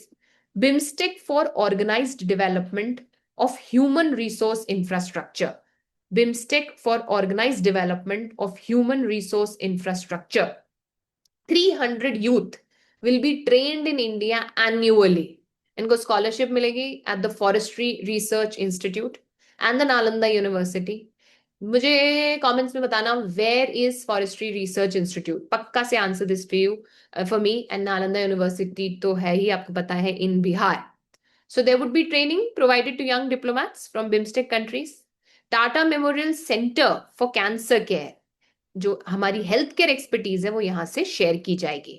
Then energy, so BIMSTEC energy centre, ये already operational है. It is already there in Bengaluru, right. इसमें fast electric grid interconnection पे काम होगा. So we are going to connect the electricity grid of all the BIMSTEC countries, ताकि हमारा जो भी सरप्लस इलेक्ट्रिसिटी है we can give to our neighbours. Nepal for example has a lot of hydro power, तो they can export to India and Bangladesh, so that there is a regional energy market. You understand? Grid is connected, so there can be a regional energy market. Youth की बात करूं तो BIMSTEC young leaders summit, it is the annual meeting of young leaders from all the 7 countries, ताकि जो next generation के regional cooperation advocates हैं उनको बनाया जा सके. BIMSTEC hackathon, now technology competition है ये for young people, so all BIMSTEC teams will solve regional problems technology का इस्तेमाल करके. And young professional visitors programme, so young professionals from BIMSTEC countries are going to visit India. They're going to understand India ka development model and also build some personal networking. Sports में BIMSTEC athletics meet in India decide हुआ, जिसमें regional sports competition होगा ये. And first BIMSTEC games will be organized in 2027. You can get a question on this. So it would be like the Olympics for the BIMSTEC countries. Yeah, I mean, I exaggerated a bit, but you get the point. So it will be held in 2027, and there are going to be multiple sport disciplines which will be there in it. BIMSTEC Games, and this is going to happen in 2027. Now, speaking of culture, so BIMSTEC Traditional Music Festival in India. It would be like showcasing the traditional music. All the 7 member countries will participate. They'll show their own musical heritage. And connectivity is about sustainable maritime transport center in India. इसमें green shipping, carbon emission को कैसे कम करें, sustainable shipping कैसे हो, all that will be part of connectivity. Next news is about United States Agency for International Development. This organization was in news after BIMSTEC. Basically news में इसलिए था क्योंकि Trump decided that I am going to have a 90-day freeze on foreign aid. तो united state agency का जो international development में add जाता है, बोला इसको 90 दिन के लिए हम रोक देंगे. सो of course this came in news. So you can get a question on what is USAID. US की गवर्नमेंट एजेंसी है जो सिविलियन फॉरेन एड देती है एंड डेवलपमेंट असिस्टेंस देती है. It was established in 1961 by John F. Kennedy, and it is under the direct authority and guidance of the Secretary of State. तो US के जो secretary state है manage करते हैं इसको. US $44.2 billion, which is about 0.4% of US का budget इस मर्ज गया है 2024 में. And it is about 42% of your all humanitarian aid that was done in 2024 by the UN. So if I just tell you what do they do, so US, I'll give you a little context. Cold War के समय US and USSR were actually competing for influence. So US said कि okay, we are going to do something. We are going to give foreign aid, and they made this foreign aid as a tool of their diplomacy. कि पैसा दे दो तो सब आपकी तरफ हो जाते हैं. Let's help these poor countries. They are going to become friends to USA. So they are not going to fall on the USSR का side. So they establish US aid so that they can help these countries healthcare में, food में, democracy promotion, disaster relief. We also got this aid, by the way. Now we are of course not that dependent, but it still funds some of the programs in our country. वैसे तो you should not ask me why Trump banned it. He can do anything. But right now he's on America first policy. So he's saying why should we pay for other countries? है ना? Why should we pay for you? Now the impact is enormous, of course. इससे बहुत पैसा Gaza में जा रहा था, Africa के हेल्थ केयर प्रोग्राम्स में जा रहा था. If you stop money like this, that's surely going to have an impact on all of these places. But any which way, US aid was in news, so you may get a question. Please take note. Next body that you can get a question on is WTO. Special and differential treatment के regards में this was in question, and you can get a question. तो basically China announced that it will retain its developing country का status at WTO. but it will not request for SDT in future negotiations. It will forgo the request for SDT.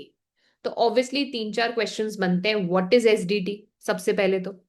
So SDT stands for Special and Differential Treatment. Special and Differential Treatment. SDT. थोड़ा सा ही बात समझो that WTO has a basic problem. WTO has same rules. Whether you are a rich country or a poor country, whether you are USA or you are Bangladesh, the WTO rules are the same. But if you think a little logically, is this fair? Should the rich and the poor countries have same rules? No. अब अगर आप एक small country हो, poor country हो, तो you can't compete with a rich country on equal terms. So for this, WTO created special rules for the developing countries, which is called as special and differential treatment. तो इसमें क्या होता है? There are some longer transition period that is given. Then developing countries को थोड़ा ज़्यादा time दिया जाता है to implement the same rules. So if you are implementing it today, developing country will implement it in say 3 years or 2 years. So मान लो कि if you have to reduce subsidy by 2025, then developing country will reduce it by 2035. They'll be given some more time. Also, they can have higher tariff. They can maintain higher tariff. Their industries are protected. They can get some preferential treatment. So this is what is special and differential treatment. अब as I told you, WTO का point क्या है? WTO, अच्छा, also know a bit of facts about WTO. WTO was established in 1995 and it is headquartered in Geneva, Switzerland. So now the news is that this entire method of calling yourself developing, कैसे पता चलता है if a country is developing or not? तो देखो, there is no fixed WTO का definition of who is a developing country. This can be a prelims question. They'll give you some data points and they'll say this is how you become a developing country. But remember, there is no fixed WTO legal definition of you calling a country as a developing country. आप अपने आप को developing countries बोल सकते हो. You can say I am a developing country. And if a member wants to challenge it, then they can challenge it and say कि नहीं, ये developing नहीं है. But you can declare yourself as a developing country. Other members can at max challenge it. But there is no official list जिसमें लिखा हो कि okay, these are the developing countries. So basically, there is a self-declaration mechanism. You self-designate yourself as a developing country. Please note this, you self-declare yourself. अब China, which is the world's second largest economy, अभी तक अपने आप को developing इसीलिए कह रहा है because there is no stoppage. You can do it. It's a self-declaration. अब obviously other countries don't like it. Because China is a developing country, it gets benefit of special and differential treatment. जो उसको नहीं मिलना चाहिए because it is not a developing country. So now China has announced that, see, we will call ourselves as a developing country. We'll not stop ourselves from calling ourselves as a developing country. पर हम आपसे SDT नहीं मांगेंगे. In future negotiations, we are not going to ask for special and differential treatment. So basically they are saying that we'll keep the label, but we'll give up the benefits. Okay. So important है, please note, WTO में कोई list नहीं है. It's a self-declaration. But just to give you a perspective for your mains, अगर China को SDT continue रहता है, so we get more competition, of course. If China loses the SDT, then it's good for us. It's good for our competitiveness. अच्छा, हमारी अगर बात करें तो we claim for special and differential treatment, है ना? तो of course, because we are not at the scale of China, so we can keep that with ourselves. Next is the 17th BRICS summit, which was in Rio de Janeiro. So PM Modi ने इसमें participate किया था. It was the 17th BRICS summit, and this is the summit where the Rio de Janeiro declaration was signed. 17th Rio de Janeiro BRICS summit. Now a bit of a background of BRICS, if you don't know, my dear students, you should know a bit about BRICS also. तो थोड़ा सा पहले BRICS के बारे में देख लेते हैं. BRICS was actually, it started as a concept. So there was an economist at Goldman Sachs, Jim O'Neill, who coined this word in the year 2001. And originally, actually, it was BRIC, B-R-I-C. It was just a concept. Basically, he predicted that these are the 4 economies that are going to dominate the world in the 21st century. So he coined this word Now these countries thought, okay, let's come together as well. If he thinks that we are going to be the future, let's come together. So they came together and they became BRIC. And then later South Africa joined them. And then it became BRICS. 2010, South Africa joined and BRIC became BRICS. Then 2024, Egypt, Ethiopia, Iran, Saudi Arabia, and UAE joined. And then 2025, Indonesia joined. So currently there are 10 members: Brazil, Russia, India, China, South Africa, Egypt, Ethiopia, Iran, Saudi Arabia, UAE, and the latest one being Indonesia. Sorry, that's 11. So BRICS now has 10 plus members. Okay. Yes, there can be a question. Is there a secretariat? So there is no permanent secretariat. होता क्या है? They have rotational chairship. इसका मतलब each country leads every year. And there is no permanent or no headquarter or no secretariat of it. एक NDB जरूर है, New Development Bank. That is headquartered in Shanghai. New Development Bank is a bank made out of bricks, right? So that is headquartered in Shanghai, but इनका कोई खुद का headquarter नहीं है. Now you can also get a question on NDB related है. It was established in 2014 at the 6th BRICS Summit. Fortaleza में एक summit हुआ था जिससे NDB बैंक बना. The idea was किसी जो infrastructure है, sustainable development है BRICS के around, that we are going to fund. And all the members are going to contribute 20% share so that we can offer an alternative to World Bank and IMF. They are dominated by Western countries. So it's going to be like a good alternative. So those are BRICS and NDB ka a bit of a background. Now what happened right now? Is pe bhi important hai. So what happened right now? So the 17th summit ka jo theme tha, that was strengthening global South cooperation for more inclusive and sustainable governance. Now, Indonesia, as I said, has officially joined BRICS. So these are all the partner countries, okay? And हमें chairmanship मिली है of 2026. So this can be a question that 18th BRICS summit कहाँ पर होने वाली है? In India. Now, by the way, do you know what is the difference between full members and partner countries? Full, so you can take part in all decisions. Partner countries, you can participate in some activities, but you can't be full decision makers, right? So this is a new category that they have created. You can be a part of it, but you're not going to be decision makers. मोटा मोटा देखो क्या निकल के आया है. One is the BRICS plus membership. So new members कैसे integrate होंगे उसको लेकर procedures finalize किए हैं. What are going to be the working groups? How we are going to have finance, right? So how are we going to make it functional basically? Also local currency trade. So we have agreed to expand trade settlement in national currencies so that dependency on US dollars can be reduced. De-dollarization. What is de-dollarization? Was in news. देखो अभी जो ज़्यादातर trade है that happens in US dollars. So this way USA gets enormous pass, right? And USA can actually sanction countries. USA can cut off the payment mechanism. बड़ा fear बनाते हैं. अब India, for example, is paying Russian rupees, that is de-dollarization. We are bypassing the dollar, that is called as de-dollarization. New Development Bank ने ये बोला कि भैया we are going to increase lending in local currencies. So again, important, de-dollarization ki towards it's a step in the right direction.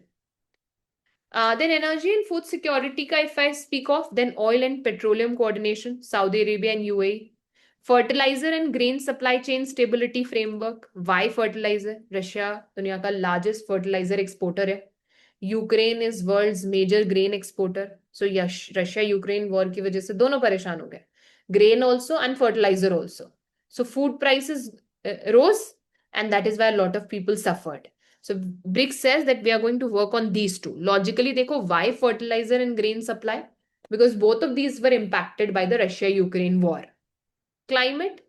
Now Brazil linked Amazon preservation with Indian Ocean climate resilience. Amazon क्या है? It is the world's largest rainforest. बहुत सारा CO2 absorb करता है. Now Indian Ocean warms faster than other oceans. So that affects the monsoon. And this both leads to global climate issues. So BRICS Leaders Framework Declaration on Climate Finance was adopted.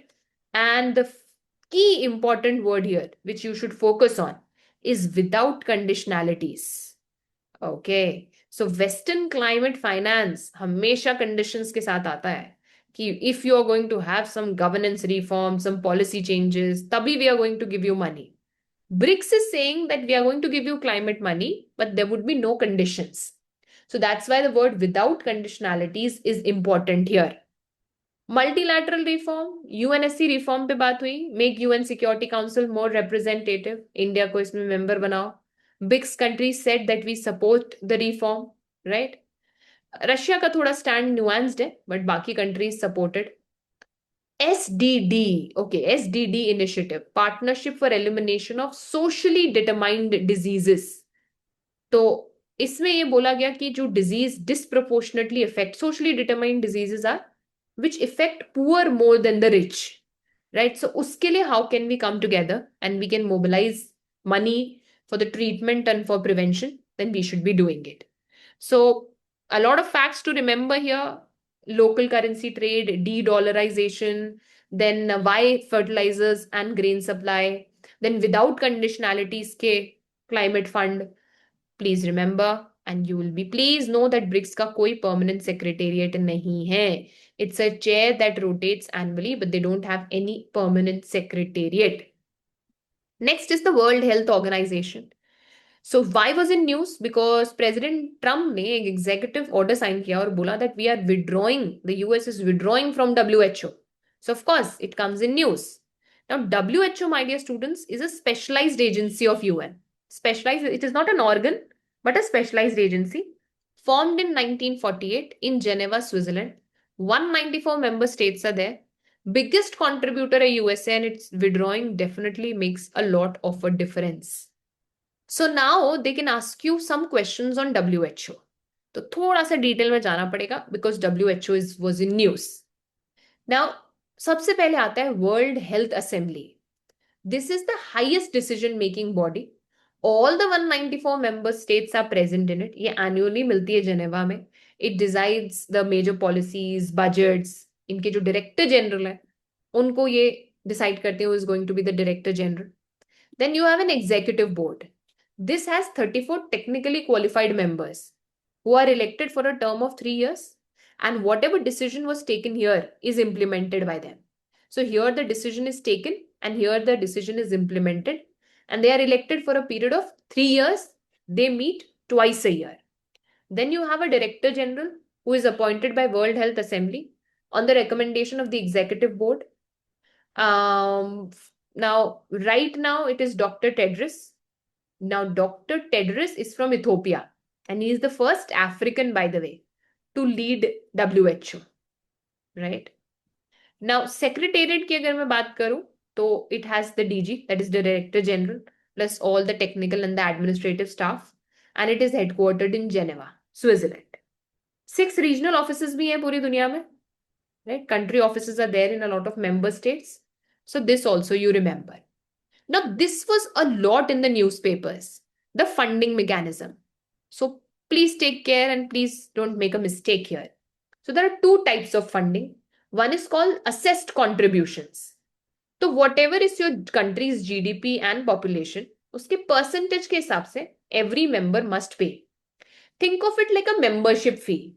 कि okay, इतना तो आपको देना पड़ेगा based on your GDP and based on your budget. It's like a membership fee. But this is only 20% of the budget.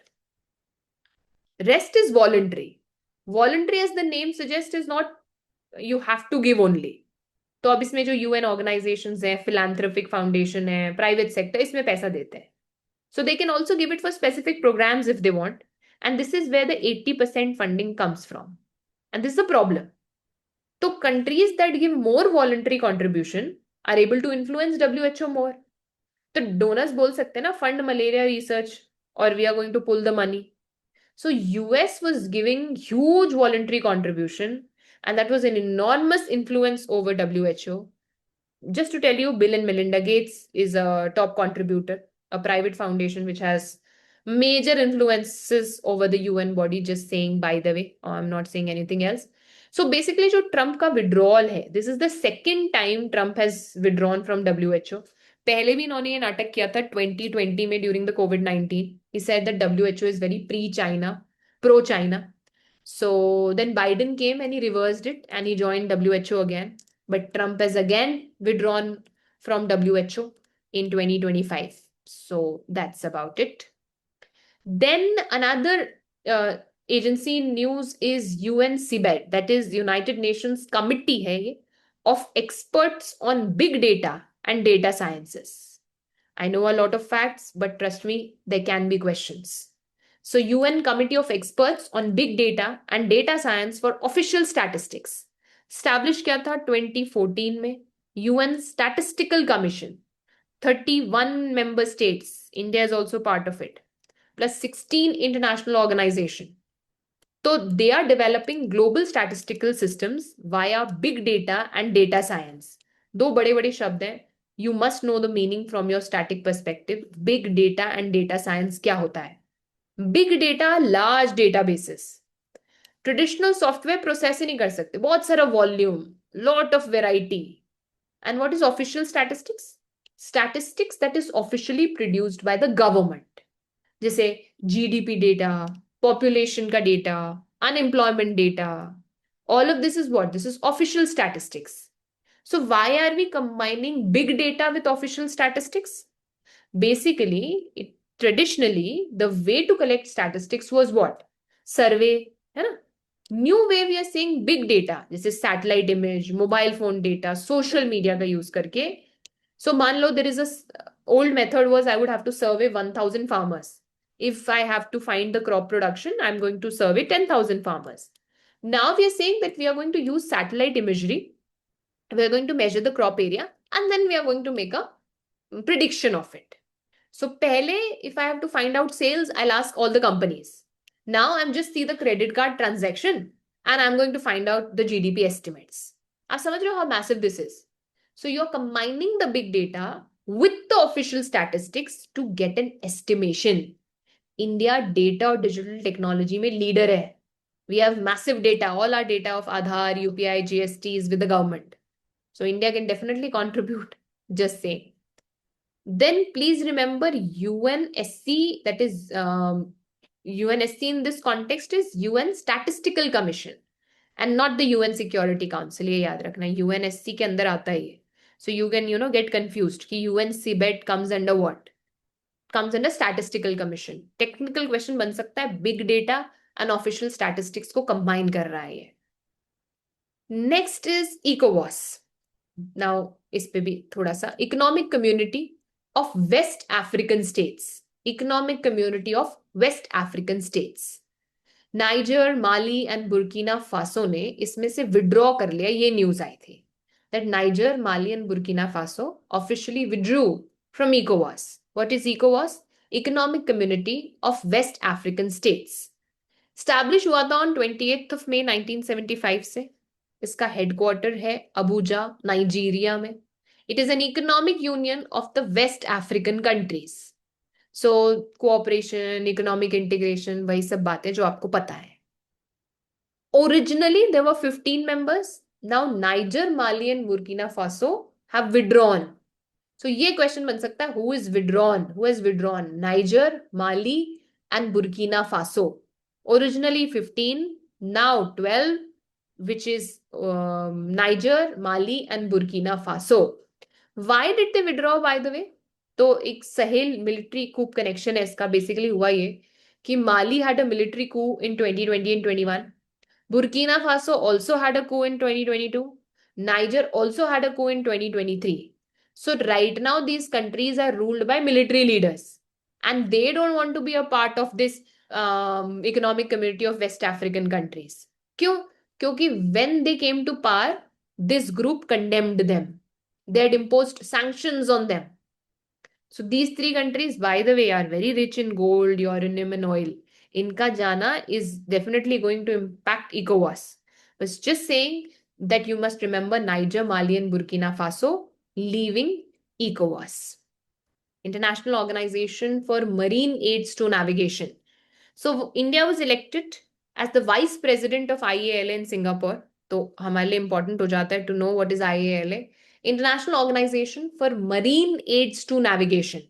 International Organization for Marine Aids to Navigation. It was originally established in 1957 as an NGO, and then it became an intergovernmental organization in 2024. Just to tell you what is this aids to navigation. देखो, अब है ना, बहुत सारी ऐसी devices होती हैं that helps the ships to navigate safely. जैसे you must have heard of light houses, वो फ्लैश करते हैं लाइट शिप को वार्न करने के लिए कि there is a dangerous rock और अ कोस्ट, और दे आर बीकन्स, और they are radio navigation systems. अब तो there are digital systems also. Basically anything that helps in navigation, devices that helps ships to navigate. Now, why do we need an international organization for it? इतनी क्या बड़ी बात है? So see, these ships actually travel globally. They move from one country to another. So if every country is going to have different lighthouse color, how we are going to know the meaning? कि इसका क्या मतलब है, उसका क्या मतलब है? How are we going to know the meaning? So IALA is basically standardizing these so that if there is a ship from Japan, it would know what is the color, what is the meaning in India also. As I said, it was initially an NGO, but now it's an IGO. So it is an intergovernmental organization, just like you have WHO, right? First, it was an NGO, and now it is what? It is an IGO, that is intergovernmental organization. Now, India का यहाँ पर representative, इस पे question बन सकता है. DGLL, Directorate General of Lighthouse and Lightships. You know, it comes under what? It comes under Ministry of Ports, Shipping and Waterway. Ports, Shipping and Waterway. Right? India के representative body ये है.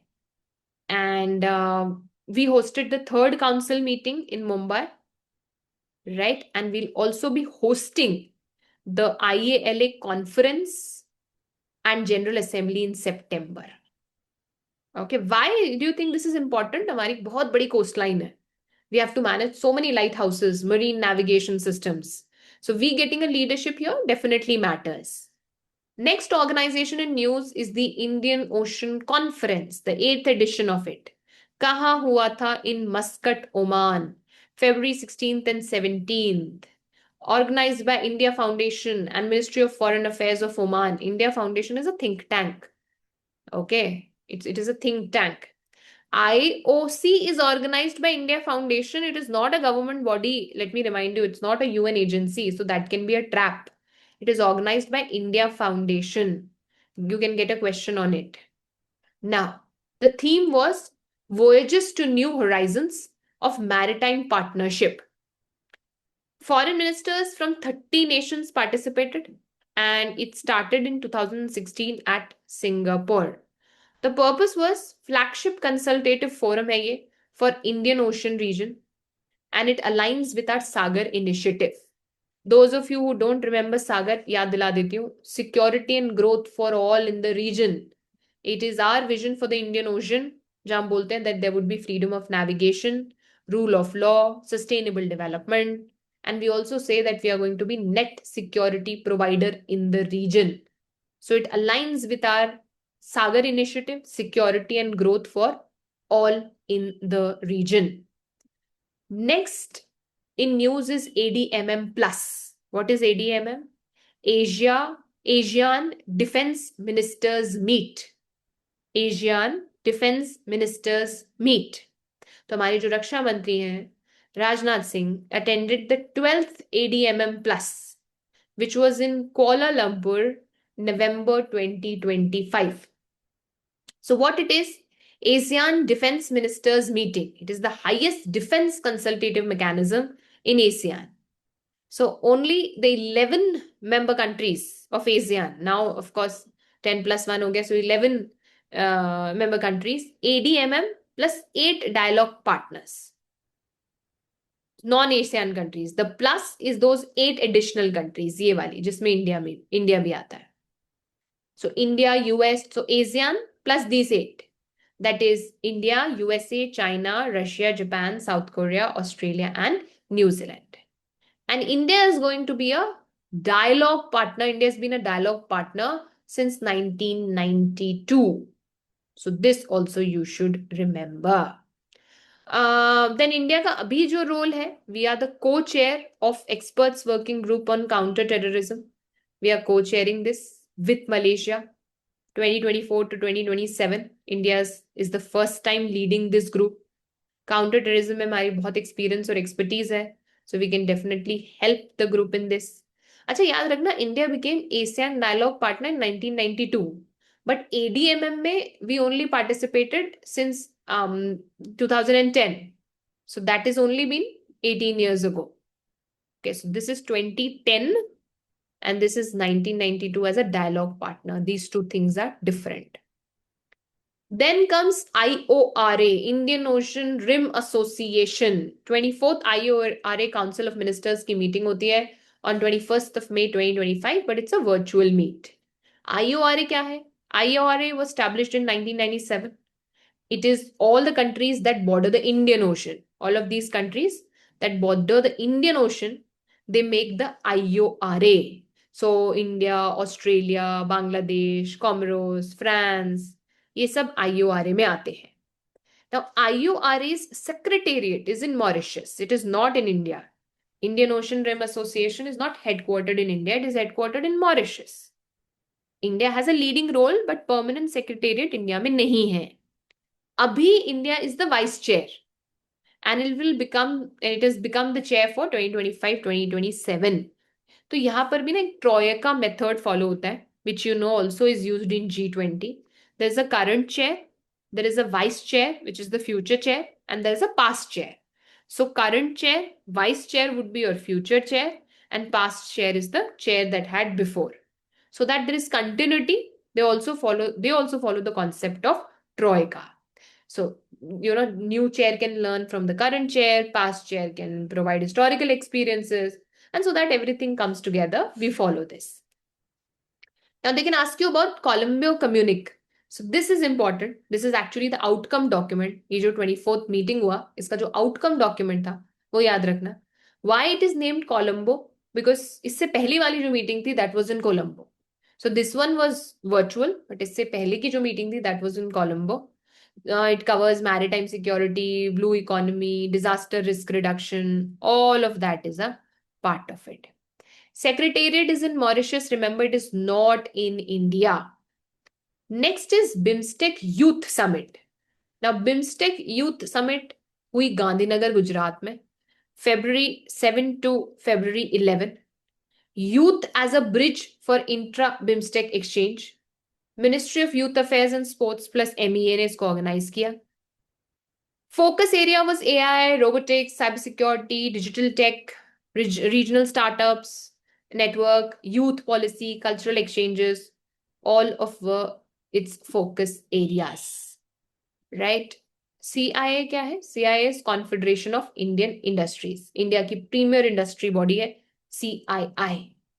Next is UN Peacekeeping Ministerial 2025. Why it was in news? Pehle, this was held in Berlin, Germany. What is UN Peacekeeping? So हम जानते there are a lot of conflicts that keep occurring in the world. कोई कमी नहीं है. And for this, UN has to send some troops time and again. ताकि ceasefire को maintain करें, to protect the civilians, provide humanitarian aid. So, UN Security Council authorizes these missions to different countries. General Assembly gives the budget for it, and the countries then voluntarily contribute their troops to it. Okay, this is UN peacekeeping.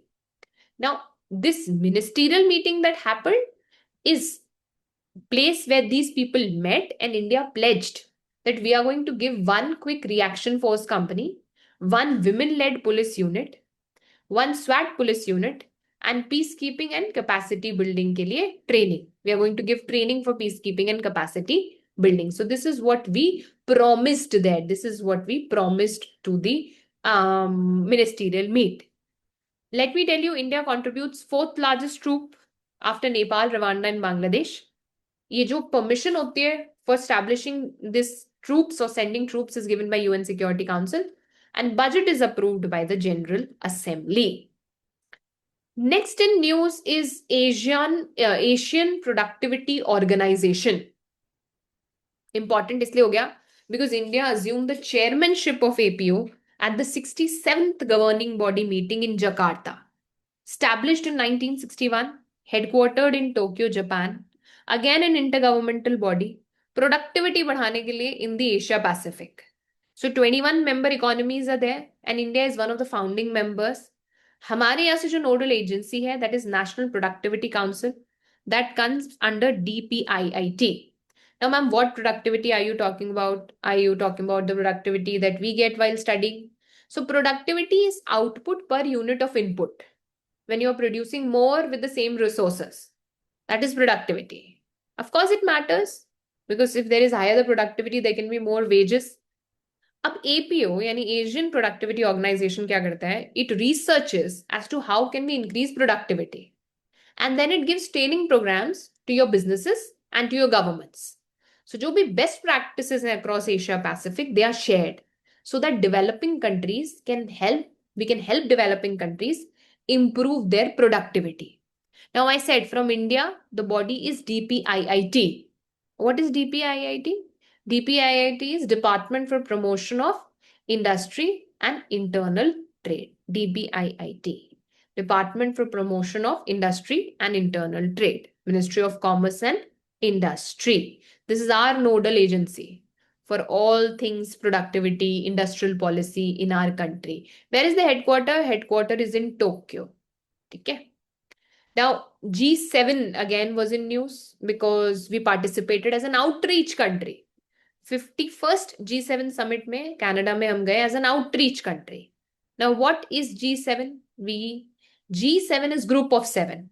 The 7 major developed countries. ये याद रखना. France, Germany, Italy, UK, Japan, USA and Canada. France, Germany, Italy, UK, Japan, USA and Canada. Formation year 1975. When it was formed, it was G6. UK, US, France, West Germany, Japan and Italy. Now France, Germany, Italy, UK, Japan, USA and Canada. Russia भी था इसमें पहले, but then Russia को निकाल दिया, expelled कर दिया after it annexed Crimea. So now it's G7. सबसे पहली बात, India is not a member of G7. India is not a member country. We are only an outreach country. बहुत बार हमें बुलाया गया है. We are important, but we are an outreach country. We are not a member of it. What came out of G7? Kanasaki's wildfire charter, जिसमें बोला कि we are going to stop deforestation and we even plan to reverse deforestation by 2030. And India said we agree, we endorsed this, we agreed to this. मैं बता दूं आपको, the context is wildfires आए थे Canada, Australia, USA में and they were very disastrous. A lot of forest loss happened. Critical minerals मैं आपको बता चुकी हूँ, what are they? So they are building on 5-point plan from Japan's G7 presidency. Again, India is endorsing it. And next is transnational repression. अब ये क्या होता है? So they said that state-sponsored intimidation of individual outside their borders. मान लो country ने कोई agent भेजा to murder the dissidents in abroad. That won't be allowed. और सऊदी अरेबिया ने जो is a famous, this was Jamal, is a famous example of how you should not be doing. या मान लो Russia is poisoning dissidents in UK, you can't do that. So you can't repress people transnationally. State sponsored intimidation नहीं होना चाहिए outside there borders. उस पर भी बात हुई. And migrant smuggling, this is you know what, so targeting criminal networks that traffic people across borders. Right, Mediterranean में जो माइग्रेशन क्राइसिस थी उसके बाद ही आया. And they said that they are going to prevent and counter the smuggling of migrants. India is not a member. I'll help you recall. We participated as a outreach country, a guest country. Okay, so the next news is about the G20 summit. What is G20? Group of 20. It has the major economies of the world. There are 19 countries plus 2 unions, that is European Union and African Union. So remember, EU is a member and you also have African Union. Now, what is the news? So Prime Minister Mr. Narendra Modi participated in the G20 Leaders Summit, which was in South Africa. So first thing that you need to remember is that it was in South Africa. Now, also please remember some basics about G20, like again, the presidency or the chairmanship rotates annually. So 2023, India has it, then 2024, Brazil, 2025, South Africa, and 2026 is USA. They follow the Troika system, which I just told you what is Troika, the current seat, the previous seat, and the next one. So 2025, it was with South Africa, 2026, USA, and 2024, Brazil. This is called as Troika system. The previous president, the current president, and the next president. So इससे क्या होता है? There is continuity so that they can transfer their expertise one to the other. They can learn from what happened in the last year, what can be done after it. So that is why they follow the system of Troika. Now, what was the theme for this year? The theme for this year was solidarity, equality, and sustainability. Solidarity, equality, and sustainability. Now, the declaration that came out of it was G20 Johannesburg Leaders Declaration. It was a 122 paragraph long declaration. Now, when it comes to climate finance, there was an important keyword here, billions to trillions. So basically, we know that the developing countries need trillions of dollars for climate action. अभी क्या उनको सिर्फ billions मिल रहे हैं and they need trillions. So G20 is committed that we are going to scale up the climate finance dramatically so that they can actually undertake the ideas or operations that have been pending for long, right? So also it was discussed that there would be equitable transition under the Paris Agreement.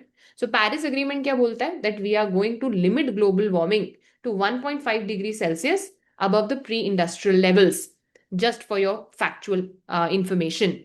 Then cost of capital commission.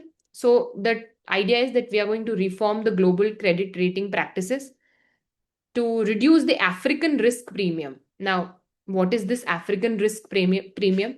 तो देखो जो credit rating agencies हैं, जैसे you must have heard of Moody's and S&P, ये क्या करते हैं? African countries को बहुत रिस्की रेट करते हैं. So they rate the African countries as being risky.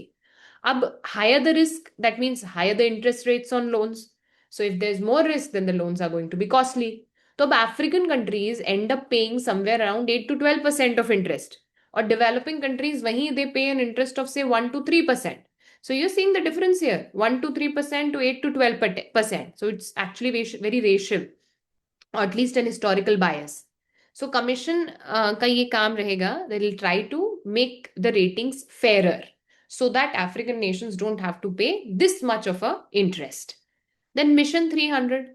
So World Bank plus African Development Bank का ये initiative है, where electricity will be provided to 300 million people in sub-Saharan Africa by 2030. It is called Mission 300. They can ask you, what is Mission 300? Electricity will be provided to 300 million people by 2030.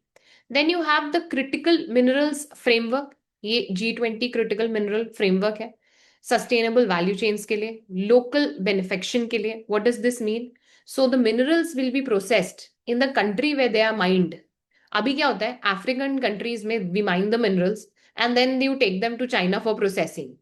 So local benefaction, this can be a keyword, is when we say that Africa is going to process its own minerals. उससे क्या होगा? The value is going to stay in Africa. Again, please remember this word. You can get a question on benefaction. Benefaction is when you are processing the mineral there only instead of taking it to say China. Next news is about the SCO summit. So why was it in news? Because this summit was in Tianjin in China. 31st August to 1st of September 2025. Laos was accepted as a partner country and the total strength came to 27. So 10 were full members and 17 were partners. Now what came out was सबसे पहले the Tianjin Declaration. Now this declaration strongly condemned terrorism and this includes the Pahalgam attack. So Pahalgam attack was also condemned and also it called to end cross-border movements of terrorists. Very significant because remember India got SCO to explicitly condemn the attack and this is how we also justify Operation Sindoor. So for diplomatic purposes, this was definitely a victory. Then GGI, Global Governance Initiative, this was proposed by China, worked on the principle of sovereign equality, multilateralism, and just global order. Essentially, we'll not let the USA or the West decide कि दुनिया को कैसे चलाना है. We'll not let the West take the decision. Now, SCO Development Bank, it proposed It was proposed at this summit. It is not yet established. But if it comes about, it would be something like the NDM, the New Development Bank, but for the members of SCO, so that there is some alternate financing for SCO members. अभी India of course has mixed feelings about it. देखो, एक तो इसको China dominate करेगा, such a bank. So one way it's good, but one way it's also a bit difficult for us because anyway China is going to dominate it. अभी SCO, because it was so much in news, it makes sense that you get the basics right. देखो, ये जो start हुआ था ना SCO, it started as Shanghai 5. So there were 5 countries who met and they decide to resolve their border disputes. अभी जब USSR collapse हो गया, so these 5 countries came together and they decided that we are going to resolve whatever border disputes we have after USSR collapsed. And which were the 5 countries? China, Russia, Kazakhstan, Kyrgyzstan, and Tajikistan. So these 5 countries: China, Russia, Kazakhstan, Kyrgyzstan, and Tajikistan. This Shanghai 5 became SCO in 2001 and Uzbekistan joined it.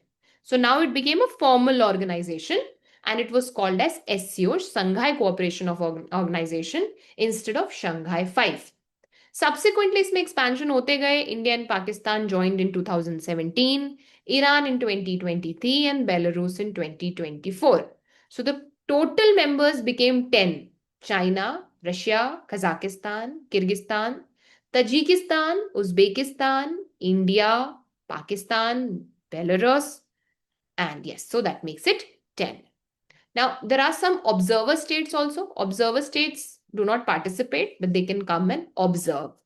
Official languages की मैं बात करूं तो Chinese and Russian. Remember, English is not an official language here. It is Chinese and Russian.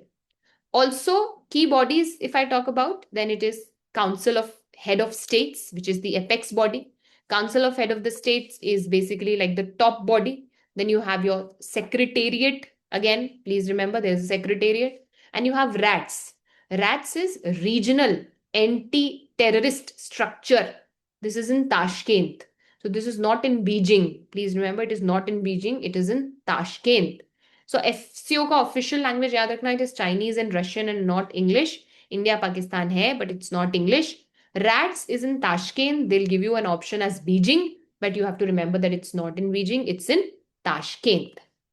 Now, next news is from the ASEAN Summit, that is the 47th ASEAN Summit, which was in Kuala Lumpur, Malaysia, 26th to 28th of October 2025. It was chaired by Malaysia, right? And the theme was inclusivity and sustainability. A new member was added, Timor-Leste, that is East Timor, and iske baad there are 11 members. It is the first time after 1990s that it has been expanded, so you can get a question on it. Please remember, Timor-Leste or East Timor is the 11th country to join. And the 22nd ASEAN India Summit was also held on 26th of October 2025. Now, if you need to remember all the countries, there is a mnemonic that you can use: BPL, TTV, BPL, TTV, mimics. MIMCS, BPL, TTV, mimics. So you have your Brunei, you have your Philippines, you have your Laos. Now you have your Timor-Leste, and the second one is Thailand. V say you have your Vietnam. M you have Malaysia. I you have Indonesia. Second M you have Myanmar. C Cambodia, and S for Singapore. So that's how you can remember the 11 countries, BPL, TV mimics. Now, when it comes to ASEAN and India, Timor-Leste, I think you'll remember, not a problem. Now, Plan of Action, ASEAN-India Plan of Action 2026 to 2030 under Comprehensive Strategic Partnership. And the 2026 theme was ASEAN-India Year of Maritime Cooperation. Tourism, Asia and India Joint Leaders Statement on Sustainable Tourism and Renewable Energy के लिए the training was decided for 400 professionals supporting the ASEAN Power Grid Initiative. Similarly, there's a proposal for Center for Southeast Asian Studies in the Nalanda University, and East Asia Maritime Heritage Festival will be organized at Lothal, Gujarat. Now, Lothal, you must be knowing, is an Indus Valley civilization ka site, port city in Gujarat, 5,000 years old, one of the earliest known planned cities of the world. इसमें dockyard भी है ये, सो India's maritime heritage के रूप में it's very important, and that's how the connection with ASEAN. So I've already told you about the ASEAN members. Please remember the headquarter. Please remember the headquarter is in Jakarta, Indonesia, and it was established in Bangkok, Thailand. Central Asia Dialogue. The venue for this was New Delhi, 6th of June 2025, chaired by India's External Affairs Minister. Participants were these 5 countries: Kazakhstan, Kyrgyzstan, Tajikistan, Turkmenistan, and Uzbekistan. Now, if I talk about the key highlight, the theme was International Year of Peace and Trust. Glaciers पर कुछ बात हुई थी, तो first high level international conference on glaciers preservation ये हुई दुशनबे में, which is in Tajikistan. Then, if you're wondering why Central Asia में glaciers, so Central Asian glaciers are melting at a very rapid rate.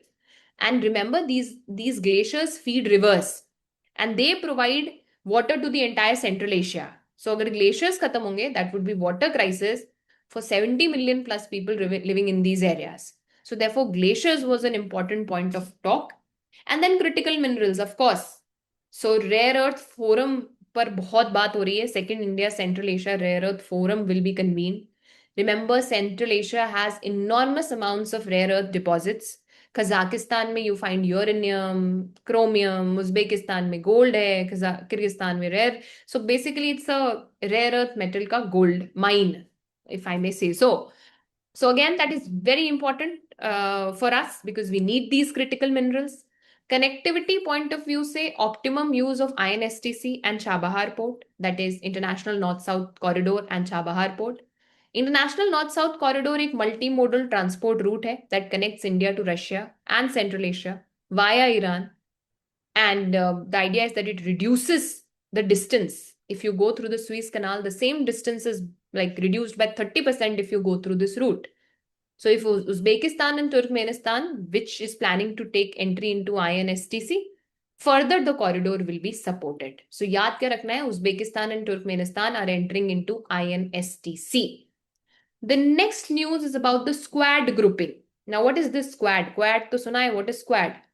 So it is an informal security coalition. And the current members are US, Japan, Australia and Philippines. US, Japan, Australia and Philippines.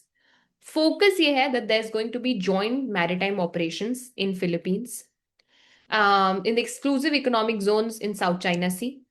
And Philippines will be working out to include India and South Korea also. So एक तो आपको confuse नहीं होना है, Squad is different and Quad is different. Quad is India, US, Japan and Australia. This is US, Japan, Australia and Philippines. So India को हटा दो and you put in Philippines there. India is not yet a member of Squad. The Quad is particularly for Indo-Pacific. This is primarily for South China Sea. So understand the difference. South China Sea के लिए Squad and Quad is for Indo-Pacific. So that is the difference. Quad में India, US, Japan, Australia. Squad में US, Japan, Australia and Philippines. India Quad में है but not in Squad, right? Because South China, and logically भी सोचे तो South China Sea में Philippines is the aggrieved party. China has been very aggressive in Philippines का exclusive economic zone.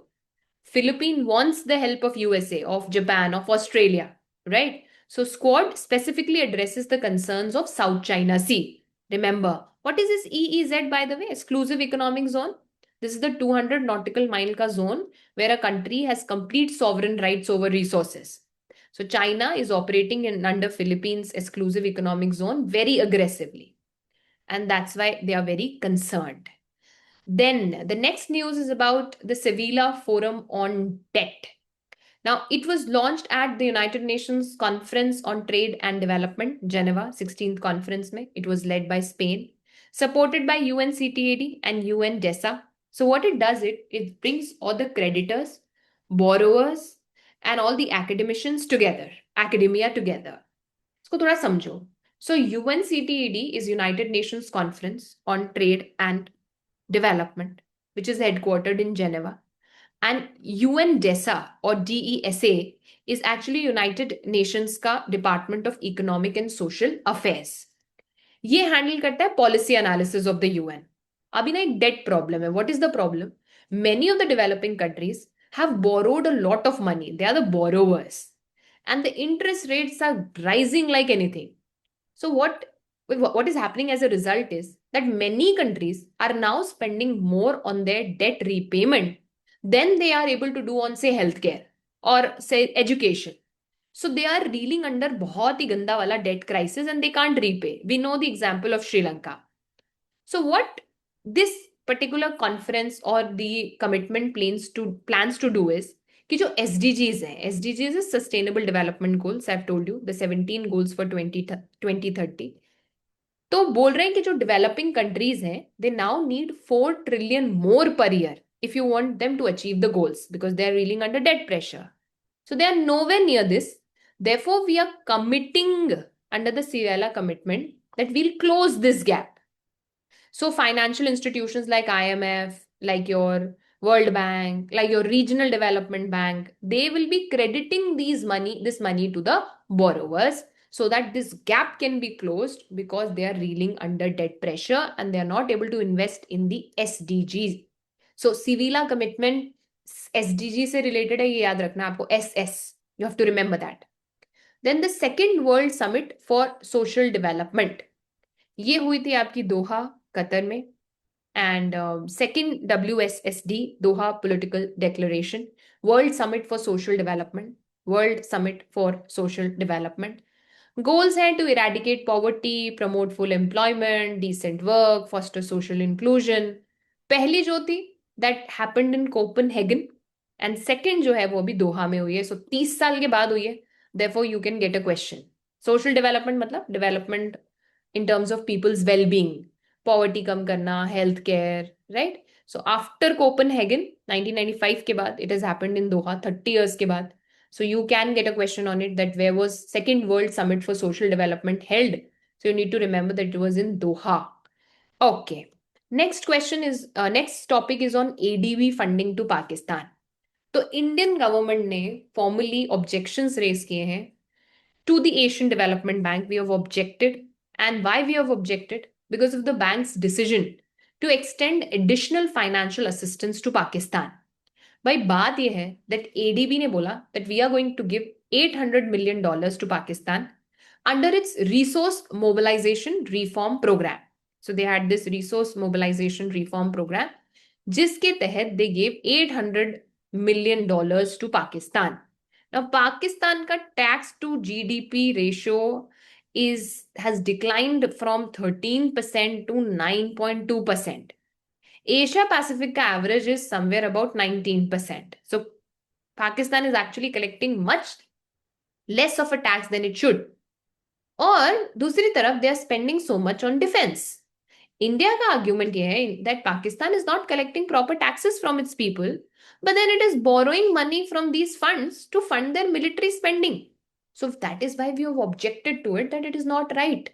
अब ये क्या कर सकते हैं? They can ask you questions on ADB. So ADB was formed in 1966. It is headquartered in Manila, Philippines. The mission is to foster economic growth and cooperation in the Asia Pacific region. ADB क्या करता है? It gives loans and grants to countries, technical assistance to countries, equity investments to countries. अब how does ADB funds itself? तो international bond market से borrow करते हैं, members contribute करते हैं, then past lending से जो इनकी benefits होते हैं, loan repayments, that's how they work. So India, remember, is one of the largest borrowers of ADB and it is also one of the significant shareholders of it. That is why we have objected to the idea that ADB should not lend to Pakistan, especially when their tax to GDP ratio is declining and they are using that money to actually finance their defense. Next set of news is about the Israel-Palestine issue. Now we know that it keeps coming up in news and so there's always a probability that you can get a question around it. So थोड़ा सा आराम से समझते हैं. Now what happened was India voted in the favor of UN General Assembly resolution which was endorsing the New York Declaration basically for a peaceful settlement and a two-state solution. So whenever it comes to Israel-Palestine issue, the timeline is important. So let's look at the timeline one by one so that you have a fair idea as to how did these events unfolded. Now we'll start with the Balfour Declaration. थोड़ा सा लंबा होने वाला है, but you can get a question. So please make sure that you are here. देखो context ये है that the World War I was going on. and Britain was controlling the Middle East. At this point, the Jewish movement for seeking a homeland was going on, and it was growing. So we know that the Jewish people had been persecuted for centuries, and the British Foreign Secretary at this point in time wrote a letter, and he stated that we are in favor of the establishment of a national home for Jews. So we support the idea that there should be a national home for the Jewish people. But he also said that nothing shall be done which may prejudice the civil and the religious rights. So basically, he kind of twisted it around, but also said that we are in favor of a national home for the Jews. Now, the problem was that Palestine already had Arab population living there for the centuries. अब British ने क्या किया? They essentially promised the same land to different groups. And you know that British are actually responsible for major boundary disputes of the world. तो इन्होंने promise कर दिया same land to two different groups. It was promising Arab को independence, and at the same time they promised कि okay, we are in favor of a home for Jewish people. Now we know that there was a Holocaust. Nazi Germany में systematic murder होता है. 6 million Jewish people were killed. And so there was a global guilt and global sympathy, and there was a mass support for Jewish state. जो भी survivors थे Holocaust के, they needed somewhere to go. And that's where you see mass migration increasing to Palestine. Now, 1947 comes the UN partition plan. UN proposed dividing Palestine. So, bilkul objectively yaad rakhna that the partition plan said that we want to divide Palestine into Jewish state. So, one, we are going to have a Jewish state, and one, we will have an Arab state. And Jerusalem will be under international control.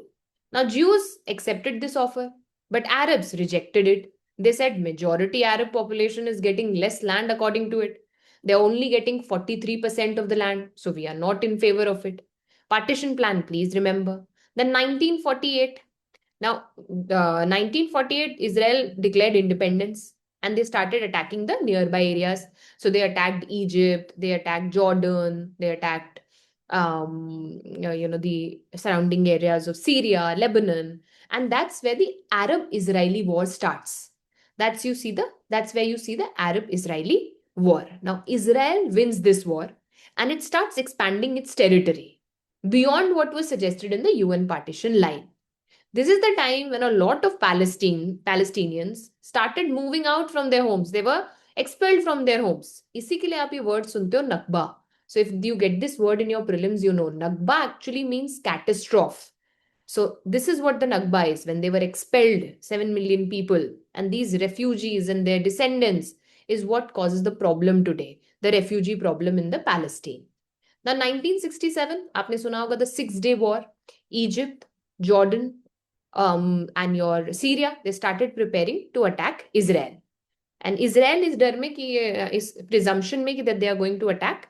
The Israelis had their preemptive strikes. War जो थी वो सिर्फ 6 दिन चली. I should not say 6 days, but like in terms of war otherwise, it was a 6-day war.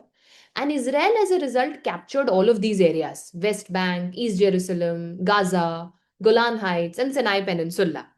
Later, of course, it returned the Sinai Peninsula to Egypt during the peace deal. अब ये सारी ही territories are today called the occupied territories, and these are actually the heart of the conflict. So you understand the timeline now. Now, recently, in the last few years, 7th of October 2023, Hamas launched an attack on Israel, and this was one of the most deadliest attack. About 1,200 Israelis were killed, and there were civilians. 250 people were taken into hostages, and Israel responded with massive military campaigns in Gaza. 15 महीने से ज़्यादा the war goes on. Tens and thousands of Palestinian casualties हमने देखी. And it was a definite humanitarian crisis in Gaza. What is in so many ways. Now, if I talk about the ceasefire, it was a multi-stage truce. So it started from 19th of January 2025, 15 months after the war. And mediators were US, Egypt, and Qatar. US why? क्योंकि Israel का close ally है.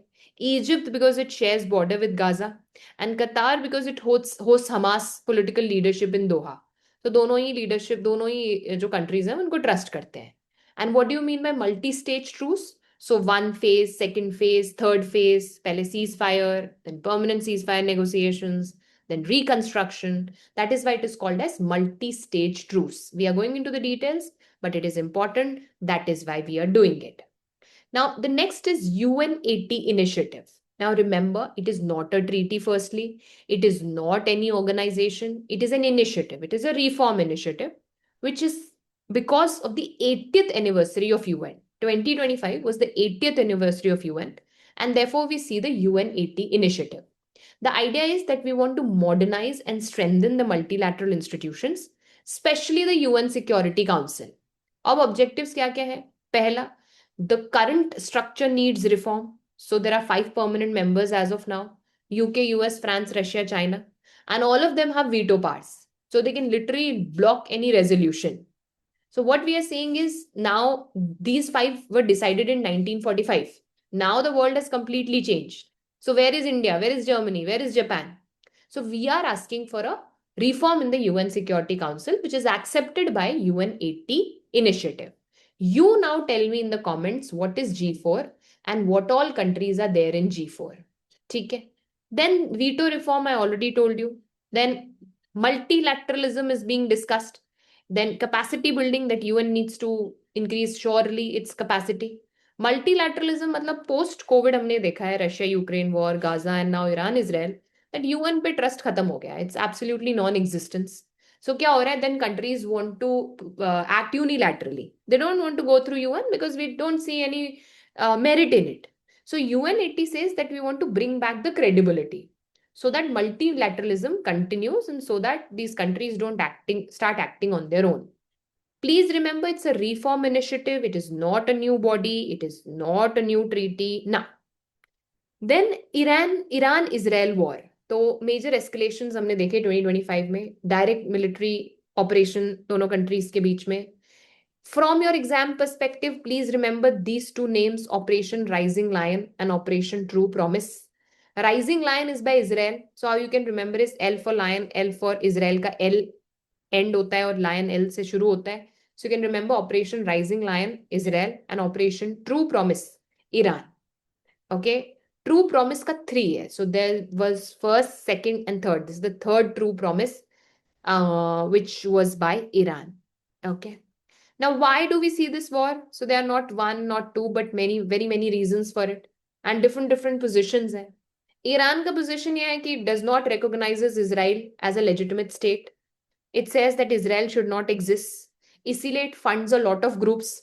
So you must have heard of Hezbollah, Hamas, Houthis, various militias in Iraq and Israel, Iraq and Syria. So they have been supporting all of these because they think that Israel should be eliminated and it's not a legitimate state.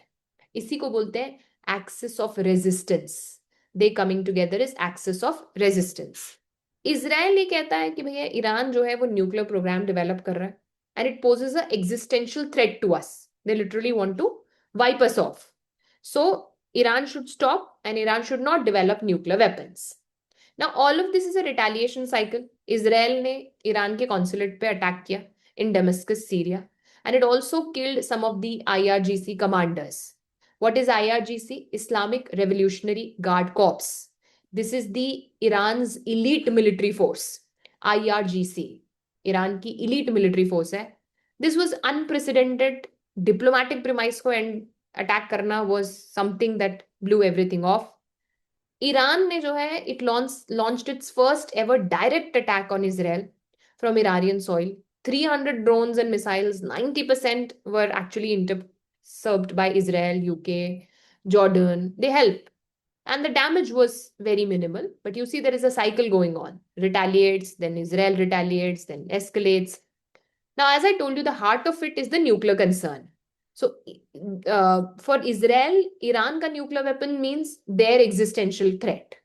So they don't want Iran to develop these nuclear weapons because they take it as an existential threat. Also, there is a regional rivalry. So both Iran and Israel compete for influence. They say, for example, if I tell you about Syria, so Iran has military presence there. So Israel regularly strikes Iranian targets there. Then Lebanon, Iran has created and funded Hezbollah here. So Israel again is unhappy about Hezbollah, of course.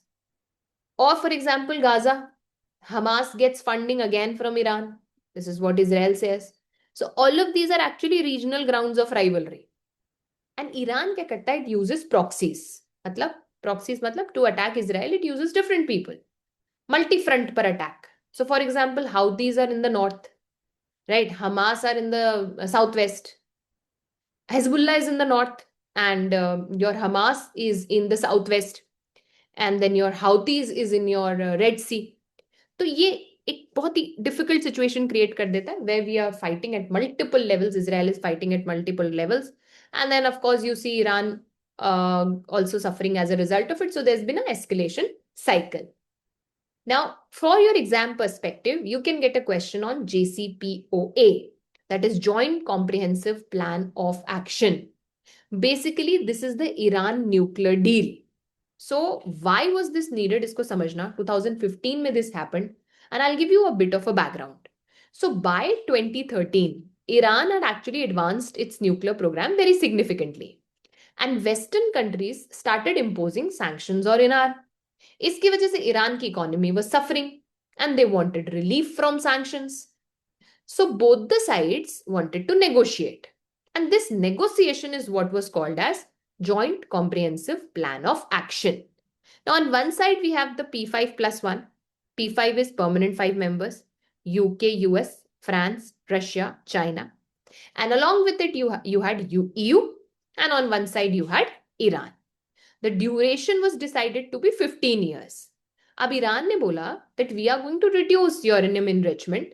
We are going to reduce the number of machines that enrich uranium. Centrifuges वो होती है जो machines होती है which reduce which enriches uranium. So we are going to reduce that. And we are going to allow IAEA, International Atomic Energy Agency, to inspect. We are fine with it. Iran को ये बोला गया that we are going to give you sanctions में relief, and you will be able to sell in the international market, buy in the international market again.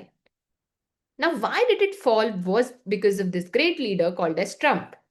तो 2018 में इन्होंने क्या बोला कि JCPOA जो है वो बहुत वीक है, and he didn't address Iran's ballistic missiles, he didn't address Iran's regional activities, and he reimposed all the sanctions plus new one. तो ईरान ने क्या किया, धीरे धीरे it started exceeding the limits and started enriching uranium to say 60%, which was supposed to be maximum 3.7%, 3.67%, exact number yaad nahi, but around that. And it also said that I'm not ready for the IAEA inspection. So dheere dheere this JCPOA became defunct. And that's why you can get a question on JCPOA, क्योंकि Iran Israel news में था, so they can ask you a question on what is JCPOA. Understood, my dear students? Let me know. समझ में भी आ रहा है? If you have stayed till here, Bhaiba, I congratulate you. It's certainly difficult, but if you do this video, you're surely going to get those 2-3 questions right. So stay back till the end, be here, and give your best. Next news is the Sudan civil war. So why is there a civil war? सबसे पहले तो why was there a civil war? 2019, there was a popular uprising which overthrew a dictator that was there in Sudan. Okay. And then came a transitional government, beech mein. So there was military and there were civilians, they were sharing power. Abhi kya hua? 2021, there was a military coup in Sudan and the generals took over. Now, the Sudan ka armed forces and the rapid support forces, jo military groups hai dono, they were supporting this coup. And they disagreed about one thing. And what was that one thing? That they did not want the RSF and the SAF to be merged. तो अब core मोटा issue ये था that RSF and SAF, they were not ready to merge the two. So now what happened is April 2023, General Abdel Fattah al-Burhan, who is the official head of the state, an RSF leader. So दो groups हो गए, SAF और RSF. And the entire problem starts here. Why? Because this entire civil war, the battle between the two, starts spreading across Sudan. So Khartoum, Darfur, ये सब जगह हैं वहाँ पर, where it started spreading. And 12 million plus people were displaced. And this is a huge displacement crisis. And for your exam perspective, please remember Sudan जो है वो 7 countries के साथ border share करता है. So yes, please note the countries: Egypt, Libya, Chad, ये question बनता है, central African Republic, south Sudan, Ethiopia and Eritrea. Please be ready for this question. You can get this question. Egypt, Libya, Chad, Central African Republic, South Sudan, Ethiopia and Eritrea. यहाँ से reverse कौन कौन सी जाती हैं? You have blue line and white line and they meet at Khartoum. Okay. And for your exam perspective, please remember Operation Kaveri. Why? Because India ने इसी के through evacuate किया अपने citizens को. So South Sudan में हमारा operation कौन सा था? Operation Kaveri. If you don't remember the background of the matter, that's okay. Just remember RSF, SAF. Also remember the conflict. Also remember Operation Kaveri, Blue Line, White Line, and the 7 countries that surround Sudan. SAF उनकी traditional army थी और RSF बाद में बनी थी. And right now, oh, acha, why do I want you to remember Operation Kaveri? Because they tend to ask you questions around Indian connection. So how did we evacuate our own citizens? Through Operation Kaveri. Next news is about the Afghanistan-Pakistan का conflict. सबसे पहले why in news? So Pakistan and Afghanistan's Taliban government, the news was that they've agreed for a ceasefire because there were a lot of clashes between the two. And then there was ceasefire and Pakistan's airstrike on Kabul and Kandahar. So it was a lot of conflict going on. And the core conflict we have to understand from its root. तो थोड़ा सा time लगेगा, but let's try and understand it from the very beginning. So सबसे पहले what is this TTP? Tehreek-e Taliban Pakistan. ये पाकिस्तान का तालिबान है, okay? And this is different from Afghanistan का तालिबान. Ideological similarity हो सकती है, but Tehreek-e Taliban Pakistan is Pakistani Taliban. Now what they want to do is they want to overthrow Pakistan का government, okay? And they want Islamic laws to be there in Pakistan, strict Islamic laws to be there in Pakistan. This is the same Tehreek-e-Taliban which carries out terrorist attack in Pakistan. It kills Pakistani soldiers, police, civilians. This is Tehreek-e-Taliban. Now the critical question was कि after the Afghani Taliban took over Afghanistan, so what happened to the safe havens that were there in TTP? TTP के जो safe heavens थे इन अफगानिस्तान. पाकिस्तान ही कहता है that TTP जो है it operates from Afghanistan का soil. Their problem is that Tehrike Taliban Pakistan is working from Afghanistan and it launches attack on Pakistan and Afghanistan के Taliban says that we don't control TTP. ये है पूरा मुद्दा and Pakistan is actually exaggerating it. So they say कि वो पाकिस्तान वहां से चल रहा है, अफगानी जो तालिबान है वो कहता है we don't protect TTP.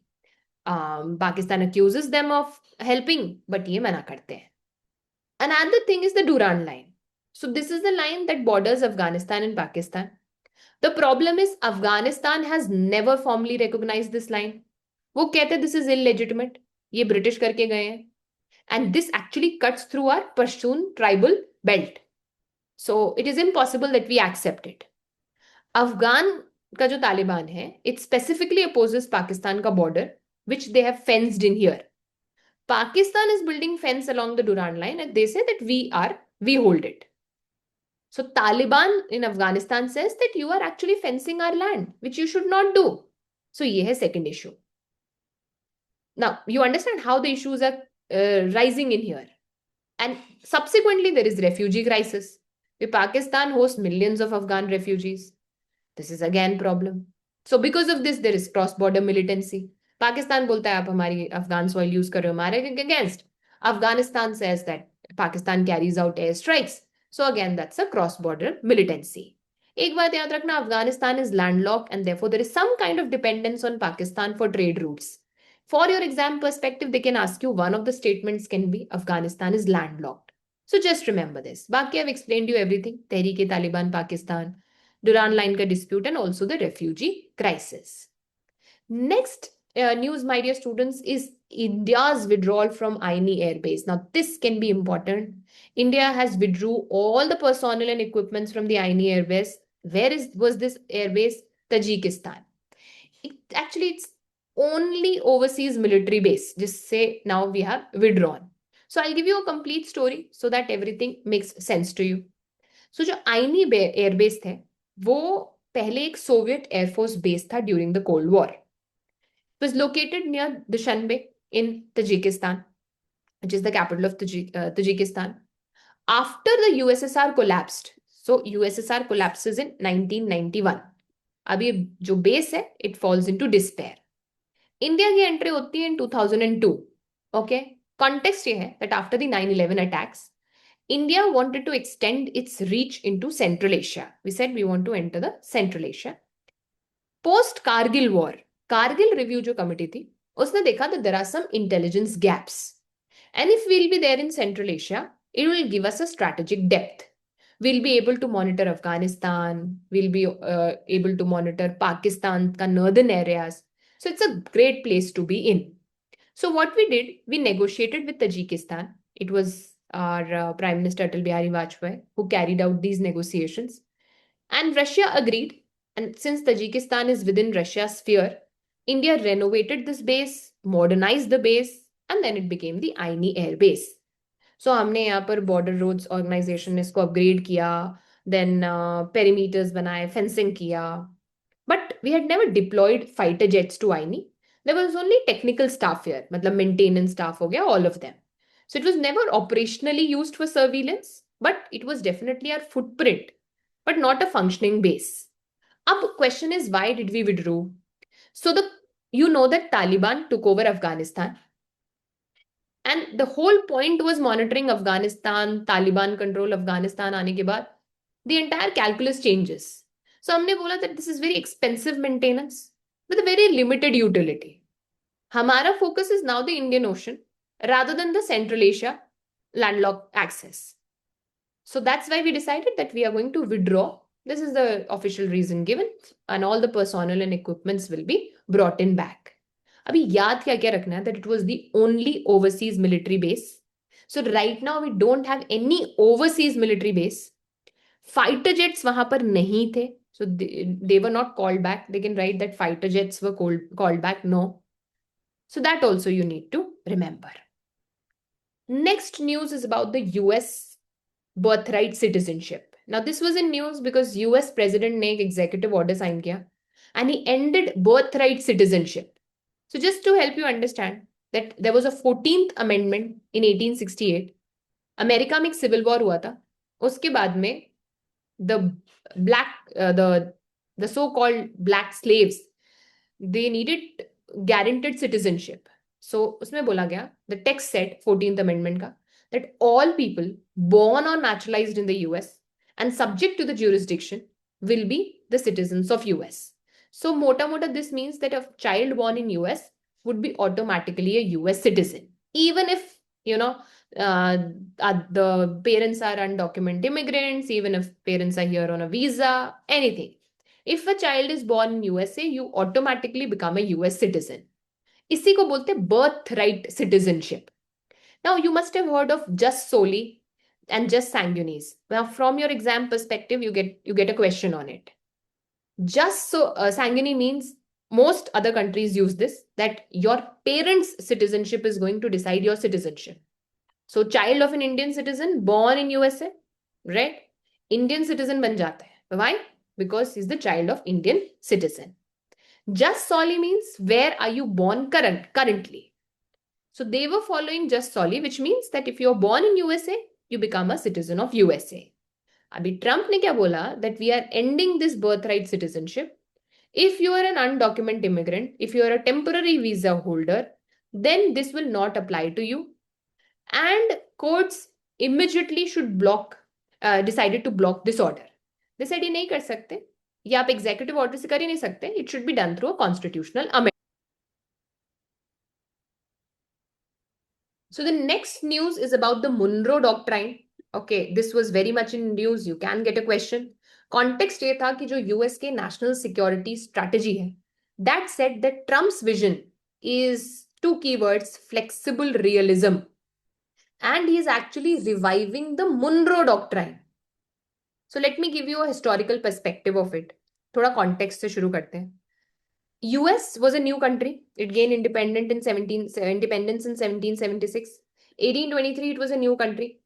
And Europe के जो मेजर पास थे like your Britain, France, Russia, Spain, they were colonial powers. And the Latin American countries were also gaining independence from countries like your Spain and your Portugal. अभी US को ही लगा that European powers are going to reconquer Latin America. Okay, they are going to enter here. So at this point, the US President Monroe, James Monroe, launched a doctrine called as Monroe Doctrine, and he announced it in Congress. James Monroe announced it. And he was basically trying to say that USA won't interfere in European affairs. USA Europe की war में नहीं आएगा. You fight yourself, we'll stay out. And USA won't disturb the existing European colonies. And the Western Hemisphere will now be closed to any future colonization. We'll not see any colonization there.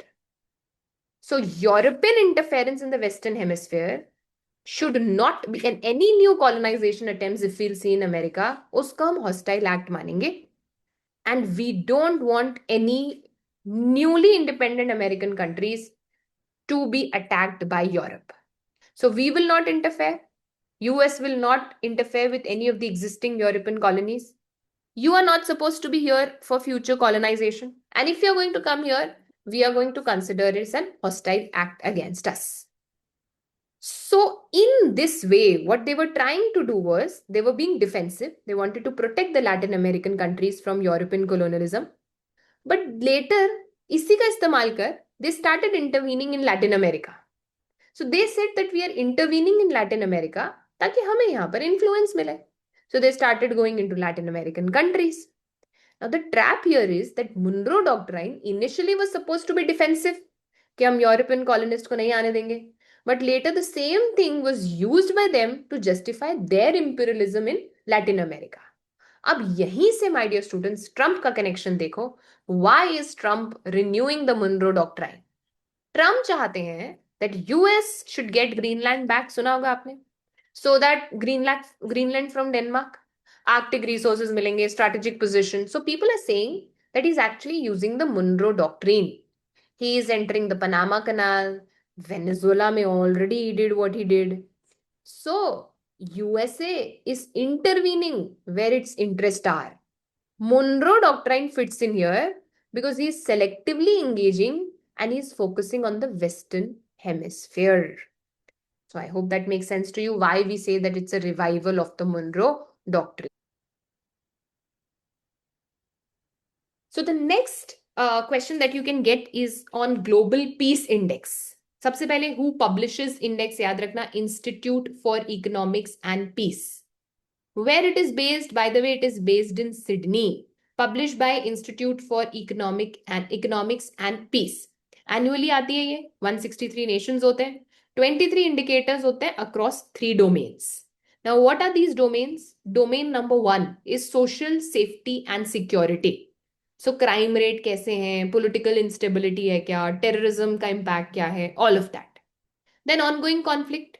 Are there some internal conflicts, external conflicts, and militarization? So how much is the expenditure on military as percentage of GDP? How many number of soldiers are there per capita? What is the nuclear capability? All of that falls under militarization. Now, what is important is the ranking. So the most peaceful country is Iceland. Right, and this is first for 17 plus consecutive years. Iceland is the peaceful. तो चलो सब चलते हैं. Second most peaceful is Ireland. Okay, and third is New Zealand. Least peaceful declared hai Russia, Ukraine, Sudan, DRC, and Yemen. And India is 115th. So we have significantly improved. Significantly matlab from 116 we are 115. And the only Asian country in the top 10 is Singapore. So ये data थोड़ा याद रखना. It is published by Institute for Economics and Peace, not the UN or the World Bank. Option में दे देंगे UN and World Bank, but it's not UN and World Bank. And Iceland has been most peaceful since 2008. Second is your Ireland and third is your New Zealand. Russia, Ukraine, Sudan, DRC, and Yemen. Or India, 115th. Visa. Now, what is the purpose? The purpose is to attract STEM talent. What is STEM? Science, engineering, technology, and mathematics. Target क्या है? Foreign youth and professionals. So flexible entry रहेगा and flexible validity रहेगा. The idea is that we are going to expand to various arenas: education, science, tech, cultural and entrepreneurship. और इसके लिए कोई भी local enterprise की sponsorship नहीं चाहिए. So the question is, why is China creating these K visas? So see, after COVID-19, there have been a lot of geopolitical tensions and many of the foreign companies have left China. Most people from the West don't want to work in China due to political concerns. But China has much cutting edge STEM talent, but it needs more if you want to compete with USA. So what they're doing is they're creating these K visas to make it more attractive. You don't need a Chinese company to invite you. Just apply and you can go there. So that way they're going to attract talent. And that is why they are coming up with STEM visa or K visa. So K STEM se connected hai. This is what you need to remember. Poseidon, that is Russia's doomsday weapon. इस पर भी question आ सकता है. It is an autonomous nuclear capable torpedo. Why is it so खतरनाक? See, जो traditional nuclear weapons हैं, ballistic missiles, they can be launched from land, they can be launched from submarines. But this is not actually a missile. It's an underwater torpedo. So it can travel through the ocean, not through the air. And no current defense system is actually capable of intercepting it. Very, very fast. 70 knots. Too deep, right? And it is nuclear powered. So it literally has that doomsday effect, right? It can create doomsday. Now, it is not designed to fight and win in war.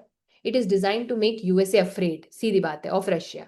If you attack us, we are going to and destroy us. It will destroy everything. So the logic is more of deterrence. डराने का logic है more than anything else. Next is the news on Pax Silica. Very strategic initiative to secure silicon supply, as the name suggests. Silica. So this is for securing the supply of silica. From your exam perspective, remember, idea ye hai that we want to reduce the dependence.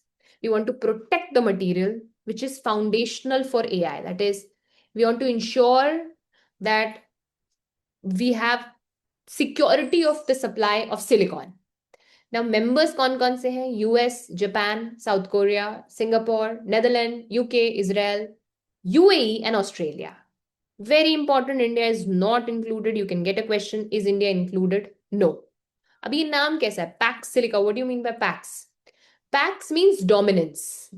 Latin word है, it means dominance. At the same time, it means peace, ironically. Silica means silicon. And you know that this is the material that semiconductors is made of.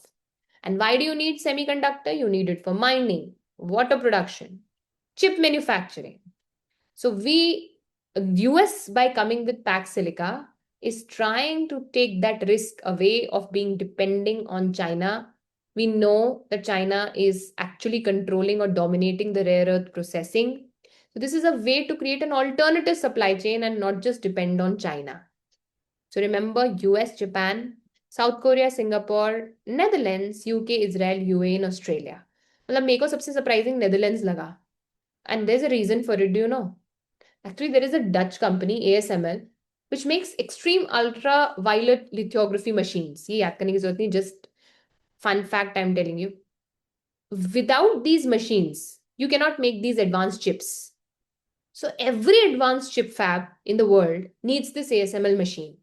So Netherlands is that choke point in global semiconductor supply chain, and that is why you see it here, because of that ASML machine. Just a fun fact.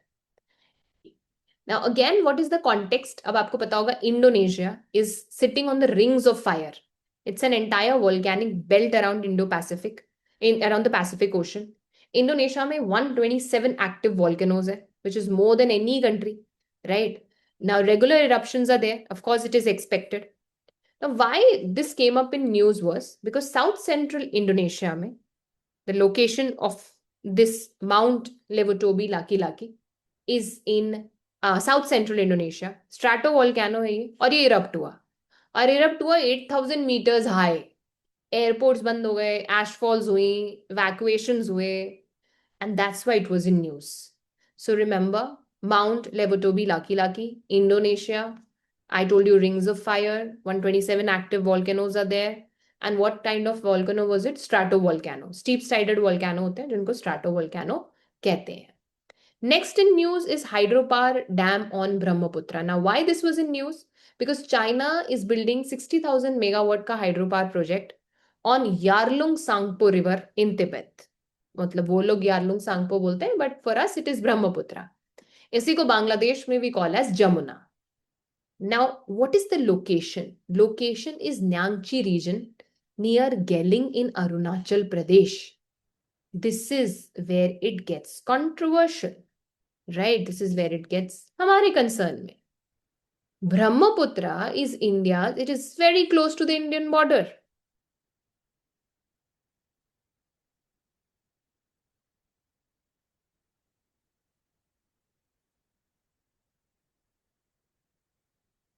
Now, one thing that has been in news right, left and center is of course Strait of Hormuz.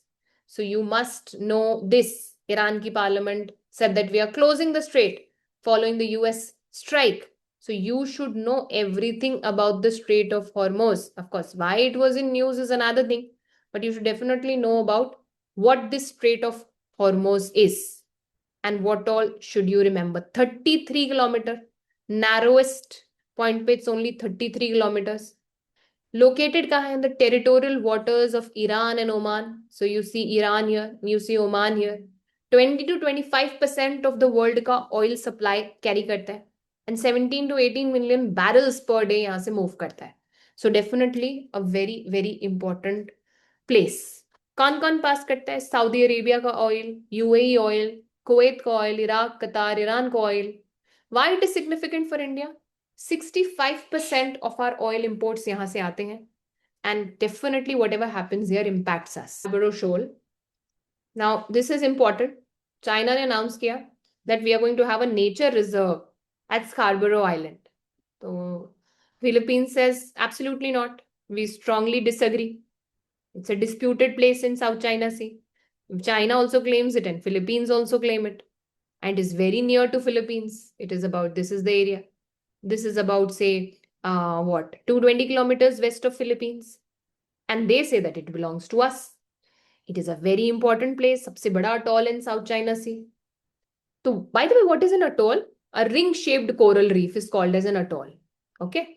And it has a lagoon around it. Now, 2012 say China effectively took control of it from Philippines. They are present here. They absolutely ignore Philippines ka claim. And they are now saying that we are going to have a nature reserve here. Another way of saying that it is ours. And therefore, Philippines is frustrated, right? They are not able to fish in waters that actually belong to them. Their economy was impacted. So you can get a question around Scarborough Islands as well. Location thodi yaad rakhna, South China Sea. Philippines and China is what you should remember. Now, Vanuatu pe again, there can be a question. Why? Because our very own Lalit Modi, the fugitive ex-IPL leader, applied to give a passport and he applied to obtain the citizenship of this place, which is located in South Pacific Ocean. Capital hai Port Vila. It's like an archipelago made up of 83 islands. And why do people are so interested in getting the citizenship of this area? Kya hai aisa? So Vanuatu actually offers something very interesting, which is called as citizenship by investment. Like basically, paise deke you can get a citizenship. $130,000 you pay and you get the passport. And interestingly, with that passport, you can actually go and travel 130 countries. Tax bhi bahut kam lagta hai. And it is very attractive for people who want a second passport or they want to avoid extradition. So Lalit Modi ne isi ka istemal kiya. And that is why he was giving up his passport. And he was trying to apply the citizenship of this place. You can get a question because of this. So Vanuatu is again a place that you should remember. Okay, next in news can be your Cuba. Why in news? Again, Cuba keeps coming back to news for some reason or the other. Yahan par why it was in news and what can be the possible questions. थोड़ा सा एक बार देख लेते हैं. India said that we are going to extend humanitarian assistance because Rafael hurricane आया था in Cuba. कहाँ कहाँ आया? Basically Caribbean Sea, okay, Gulf of Mexico. यहाँ पर जो इनका मीटिंग पॉइंट है ना, this is Cuba and this is where you saw the cyclone. The capital is Havana and we decided to kind of extend and help here, and that's why again it was in news. Cuba के बारे में अगर बात करें तो we have a non-aligned movement का connection. Both were the founding members. Cuba supports India's claim for UN Security Council. We provide them medicine, we provide them technical cooperation, so we do share some relationship here. Next in news was Gulf of Mexico, this area, Gulf of Mexico. Now, why was Gulf of Mexico in news? Term ने एक executive order sign किया जो उनका एक favorite काम है. And he said, now it's not Gulf of Mexico, it's Gulf of America. मेरी pencil नहीं है, तेरी pencil नहीं है, मेरी pencil है. So we'll not call it Gulf of Mexico, we'll call it Gulf of America. And Atlantic, of course it is important because it connects Atlantic Ocean via the Strait of Florida. आप ये Florida देख रहे होंगे, Strait of Florida. So connects the Atlantic Ocean with the Caribbean Sea. Atlantic Ocean via Strait of Florida. ऊपर इसके USA है, Mexico है to the north and the south, and Cuba is towards the southeast. Major oil and gas reserves हैं Gulf of Mexico के में. That is why of course Trump is interested. Why would Trump be interested otherwise? Executive order sign करके बोलते हैं कि अब इसको हम गल्फ ऑफ मेक्सिको नहीं, गल्फ ऑफ अमेरिका बोलेंगे. And Mexico and most of the world countries will call it gulf of Mexico only.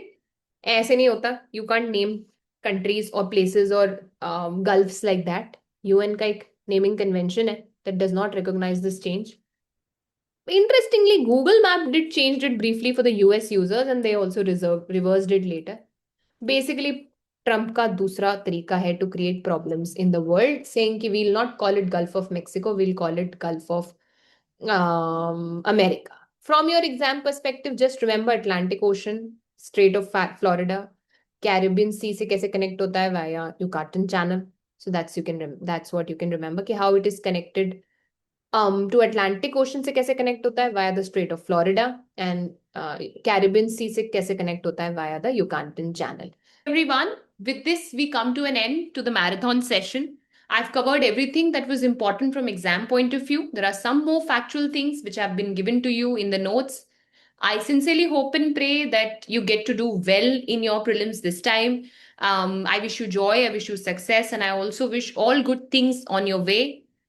Please be courageous. These few days are going to test your courage. Best, take care. The PDF will be available to you on the Telegram channel. All the very best again.